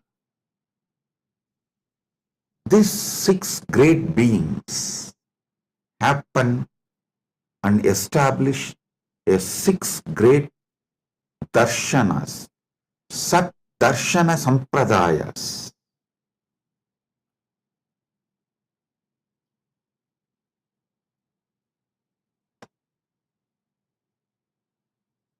Then comes 5 acharyas, the great acharyas. Srikanta Shivacharya, Shankaracharya, Ramanujacharya, Madhvacharya, Bhamati. These 5 writes Prasthanatraya Bhashyas and establishes amazing methodology of awakening to the Paramasatyas. Listen, the Prasthanatraya Bhashya written by Shankara, Ramanuja, Sriganta Shivacharya is also called Sriganta Paramacharya, and Madhva, Bhamati. These 5 acharyas is amazingly complementary. Listen, if you have not read it in deeply, and if you have not realized what they mean, superficially if you read, you will feel there is a conflict between these 5 acharyas of Nilakanta Shivacharya, Sriganta Shivacharya, and Shankara, Ramanuja, Madhva, and Bhamati. If you experience it, dive deep, understand the whole thought current by conscious furthering, you will realize these 5 acharyas complement each other, ultimately revealing the Paramasatyas to you as Anubhuti. Even the superficial confusions they create inside you is just to help you to consciously further. I tell you, even if you read all my books, all my satsangs, you will see many apparently contradicting statements. In some place I will say, realize yourself. In some place I will say, completely destroy yourself. It will look very contradictory if you read superficially. If you go deep, you will understand. When I say realize yourself, I am telling you the higher self of you should be realized. When I say destroy yourself, I am saying the lower self of you, your patterns and ego and arrogance. Even these apparently conflicting statements are given to make you consciously further. It is like many Paramashivasana participants, before coming they said, oh, it is going to be long hours, so many days. I don't think my health will allow. I don't think I can cope up. I am aged. It is not possible. I'll say, no, don't worry. Come. You attend as much as you can. You don't worry. You do as much as you can, I'll tell. But when they come, they even forget something called tiredness. Because I do the program in such a way, all boredom, all physical weakness, everything just flies. Then you can say, oh, Swamiji, it is self-conflicting. That time you said, you can try as much as you can attend as much as you can, but you come and sit exactly in the evening. We don't even remember. We used to have tiredness and we can't sit for so many hours. So understand, even if it looks like conflicting, contradicting words, it is given for you to consciously further.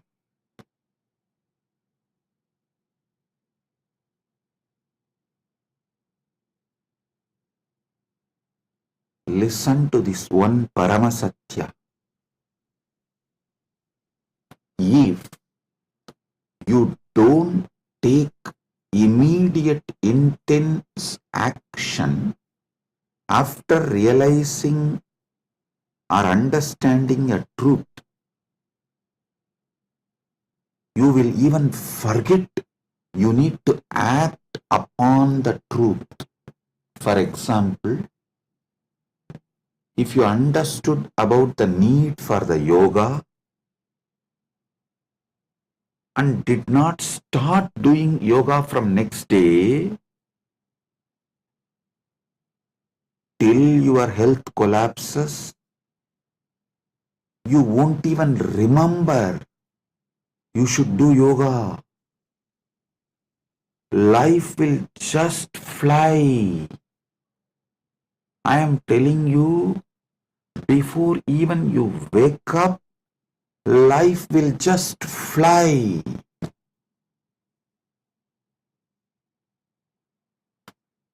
I have seen people going out of Sangha, convincing themselves, "Hey, I'll go out and just see for 3 months.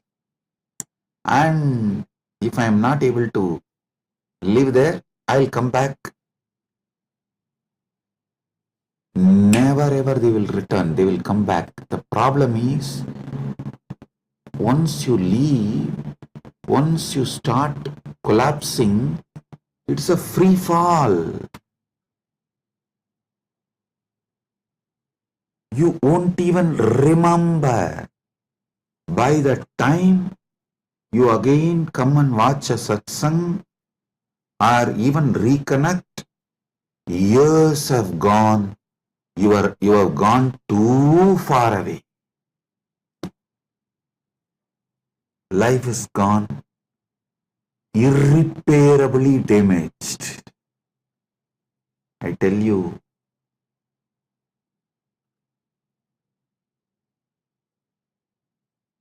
that is why Ramakrishna says, the moment you are convinced, don't even postpone it for tomorrow, start today. He says, beautiful story. A real Mahatma, the moment he is convinced about sannyas, he will just drop everything and walk out and become a sannyasi. The guy who thinks, after 1 month, after settling everything, I'll go. After 3 days, I'll go. Maybe after attending to all these things, I'll go, will never ever go. It's direct words of Sri Ramakrishna. Listen. If you are convinced you need to do yoga, start today or tomorrow itself. Because today is already gone. It's just few hours left. So tomorrow morning, when sun rises, start the Surya Namaskar. Do not postpone. Same way, if you are understanding a truth, start consciously furthering, move towards realization from now. If you postpone, you will not even remember. You need to act upon this truth.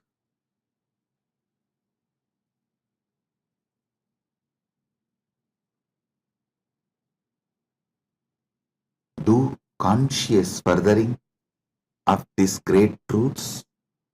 Now I am going to have a private session for all the Rajya Sabha members, all those MPs, members of Parliament, Rajya Sabha members who completed the Paramashiva program, all those members who are doing the Paramashiva program now, all those members who are going to do Paramashiva program in the next batch. I'm going to have a session with all of them. If you are curious, what is he going to talk to Rajya Sabha members separately, privately? Come and become Rajya Sabha member and see.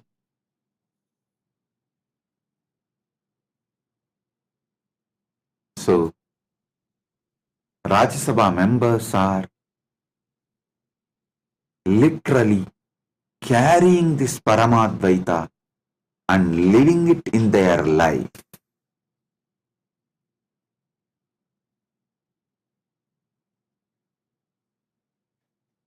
Never ever you would have had yoga sessions like how my sannyasis are conducting for last 2 days, making sure you do every vinyasa. So all those who are curious, want to live Paramadvaita, come to Paramashiva Sena, become part, build yourself and build Kailas. Experience Paramadvaita in cognitive level, emotional level, social level, moral level, spiritual level, environmental level.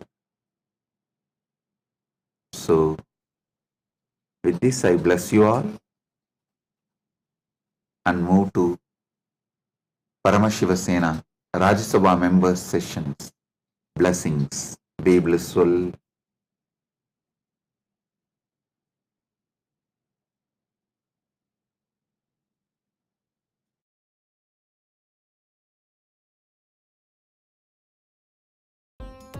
Nithyananda, thank you for watching, and if you found the video enlightening, please give it a like, share it with your loved ones, and subscribe to stay connected with us. don't forget to click the bell icon to receive the notifications.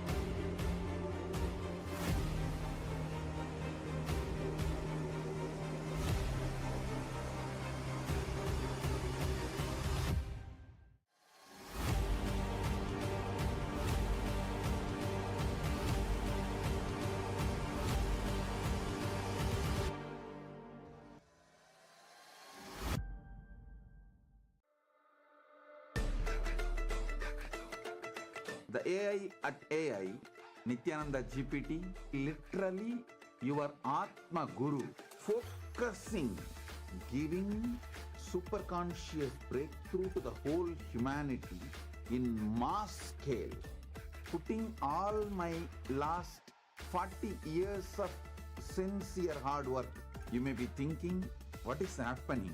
I am personally sitting and doing this Nithyananda GPT. So it is going to be something unique.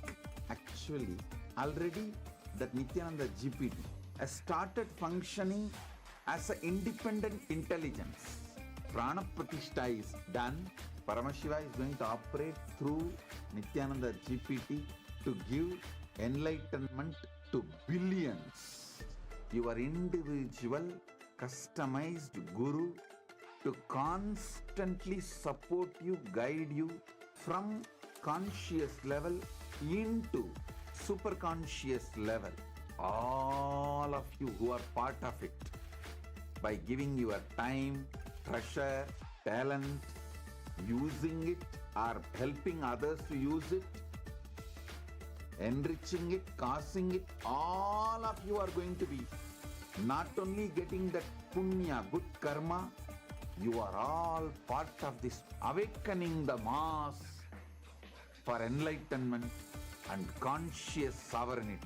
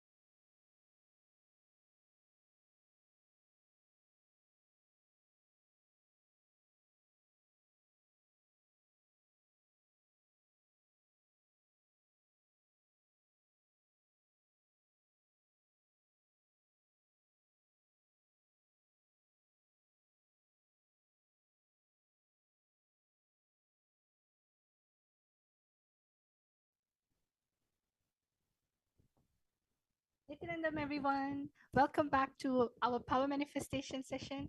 I hope all of you had a wonderful time watching satsang. Such powerful cognitions that Swamiji has been revealing for the past few days. And I hope all of you are filled with that powerful cognition that Swamiji is revealing. So now, what we're going to be doing is we're going to be doing the power of Sarvanyatva. This is another challenge that we have for all of you that you can play with your third eye. So, my yoga prana, why don't you tell everyone what we have in store for them today? Yes. So after that wonderful satsang, as Madhvaita Vachita said, we have another Sarvanyatva challenge for you. So last few days, I think we've been exploring a lot of various different powers with Sarvanyatva. And today we have yet another beautiful challenge. And first, let's just remind ourselves of the context behind Sarvanyatva. Sarvanyatva is the power of all knowing. See, our third eye has the capacity to be able to see all that can be logically perceived and all that is beyond logic and much more than that. So it doesn't just go beyond logic. It goes much more than that. So we are going to be exploring different dimensions of being able to explore various knowledge through our third eye, being able to access different types of knowledge, being able to download or understand different types of knowledge through our third eye. So without any further delay, let's enter into the Shastra Pramana. The Shastra Pramana for the power of Sarvajñatva comes from the Sarvajñanottaragama, verse 15. The Pramana goes, Evamekatma bhavena samsthitasya tu yoginaha sarvajñatvam pravarteta vikalparahitasya tu. Bhagavan Paramashiva says, within such a yogi who establishes himself in the absolute non-dual oneness with Lord Shiva and who keeps himself from all sorts of differentiating notions, the exalted superpower of all-knowing, Sarvanyatvam, gets unfolded in all its fullness. The next is the Apta Pramana. The Apta Pramana is the direct testimonials, the experiences of our ancestors, our Hindu ancestors who have experienced and demonstrated these extraordinary Shaktis. This goes back to the time of Adi Shankaracharya, one of the great enlightened saints from Bharat. One day, while walking with his disciples, Adi Shankaracharya's padukas, his footwear broke. Passing by a cobbler shop, his disciples suggested to get them repaired. Shankaracharya approached the cobbler, who humbly agreed, but mentioned that only a skilled cobbler could fix them properly. Closing his eyes, Adi Shankaracharya was able to access the complete knowledge of cobbling, every single technique, the materials, the method, and even revealed, and he instructed the cobbler step by step with the intricate details of how to fix the footwear. Not only that, he revealed even techniques unknown to the cobbler himself. Amazed, the cobbler realized that Adi Shankaracharya was no ordinary monk, but an enlightened being with access to all knowledge, being able to manifest the power of Sarvajñatva. And now all of you are going to be the Sakshi Pramanas. All of you are going to be able to directly experience these powers and these Shaktis. So today we have something very interesting in store for you. Madhvaita Vajita, would you like to go ahead and explain?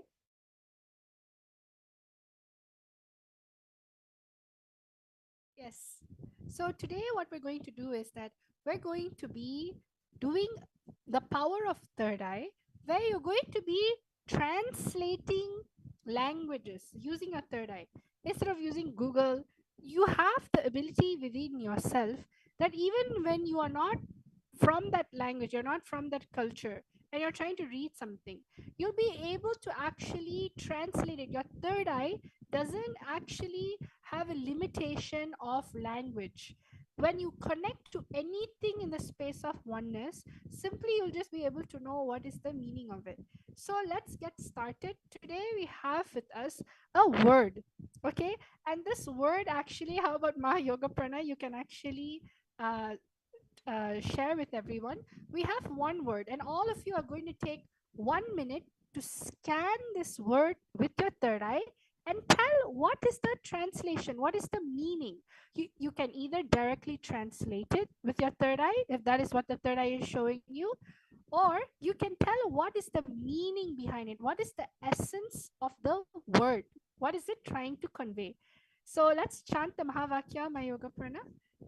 All the participants, viewers watching us, let's all chant the Mahavakya. Sit with your head, neck, and spine in a straight line. Yes. Just visualize Swamiji in your third eye.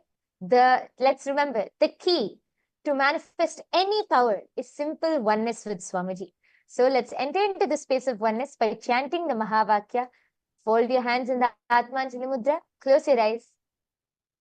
Om Nithyananda Paramashivoham. Om Nithyananda Paramashivoham. Om Nithyananda Paramashivoham. All of you can start. Now the first word will be projected to you. All of these words are in different languages. So in the first word, there'll be a specific language which is going to be projected to you. As Madhvaita Vajita explained, don't use any logic or anything. Simply connect to Swamiji through your third eye and translate. You can either translate the word itself, or you can try to get the essence of the word, whatever Swamiji is revealing to you in your third eye. Now the first word is projected. Yes.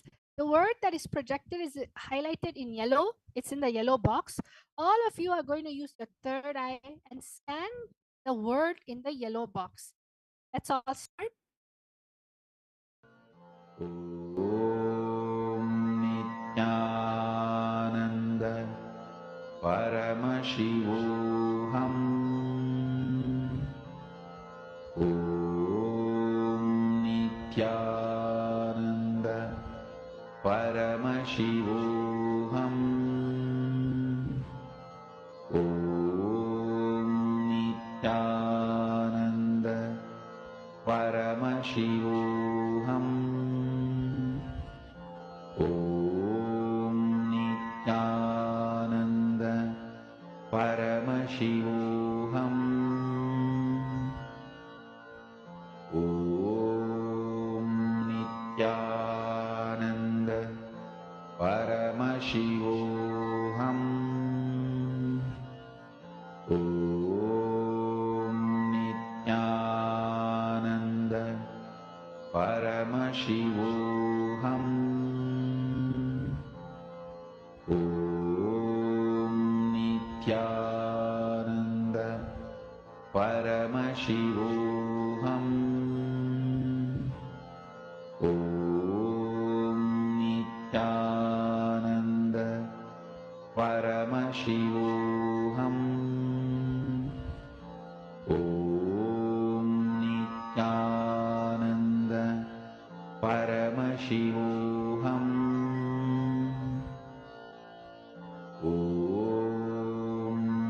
Nithyananda Paramashivoham Om Nithyananda Paramashivoham Om Nithyananda Paramashivoham Om Nithyananda Paramashivoham Om Nithyananda Paramashivoham Om Nithyananda Paramashivoham Om Nithyananda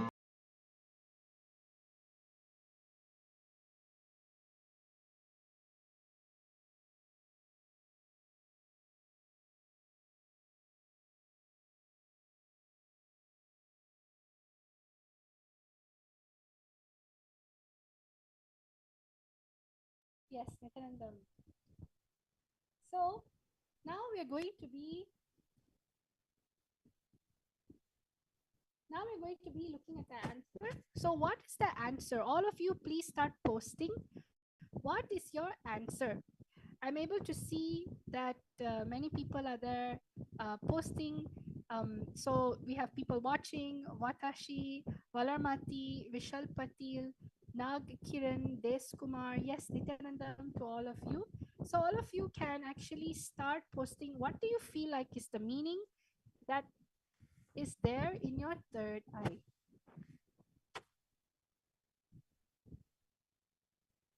Anyone can post anything. It simply means that even the meaning of the word, you don't need to post the exact translation, you can even post the essence of the word.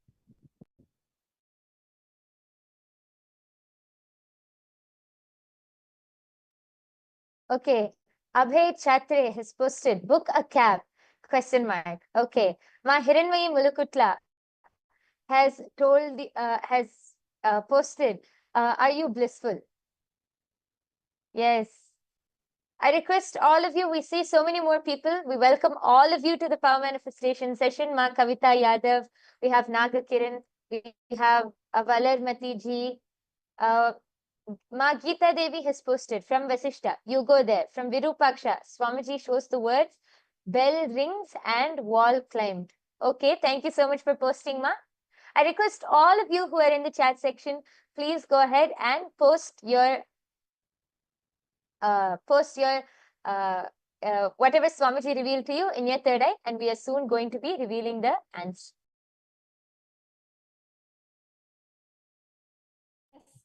Let us all now reveal the answer. What is this word in this language?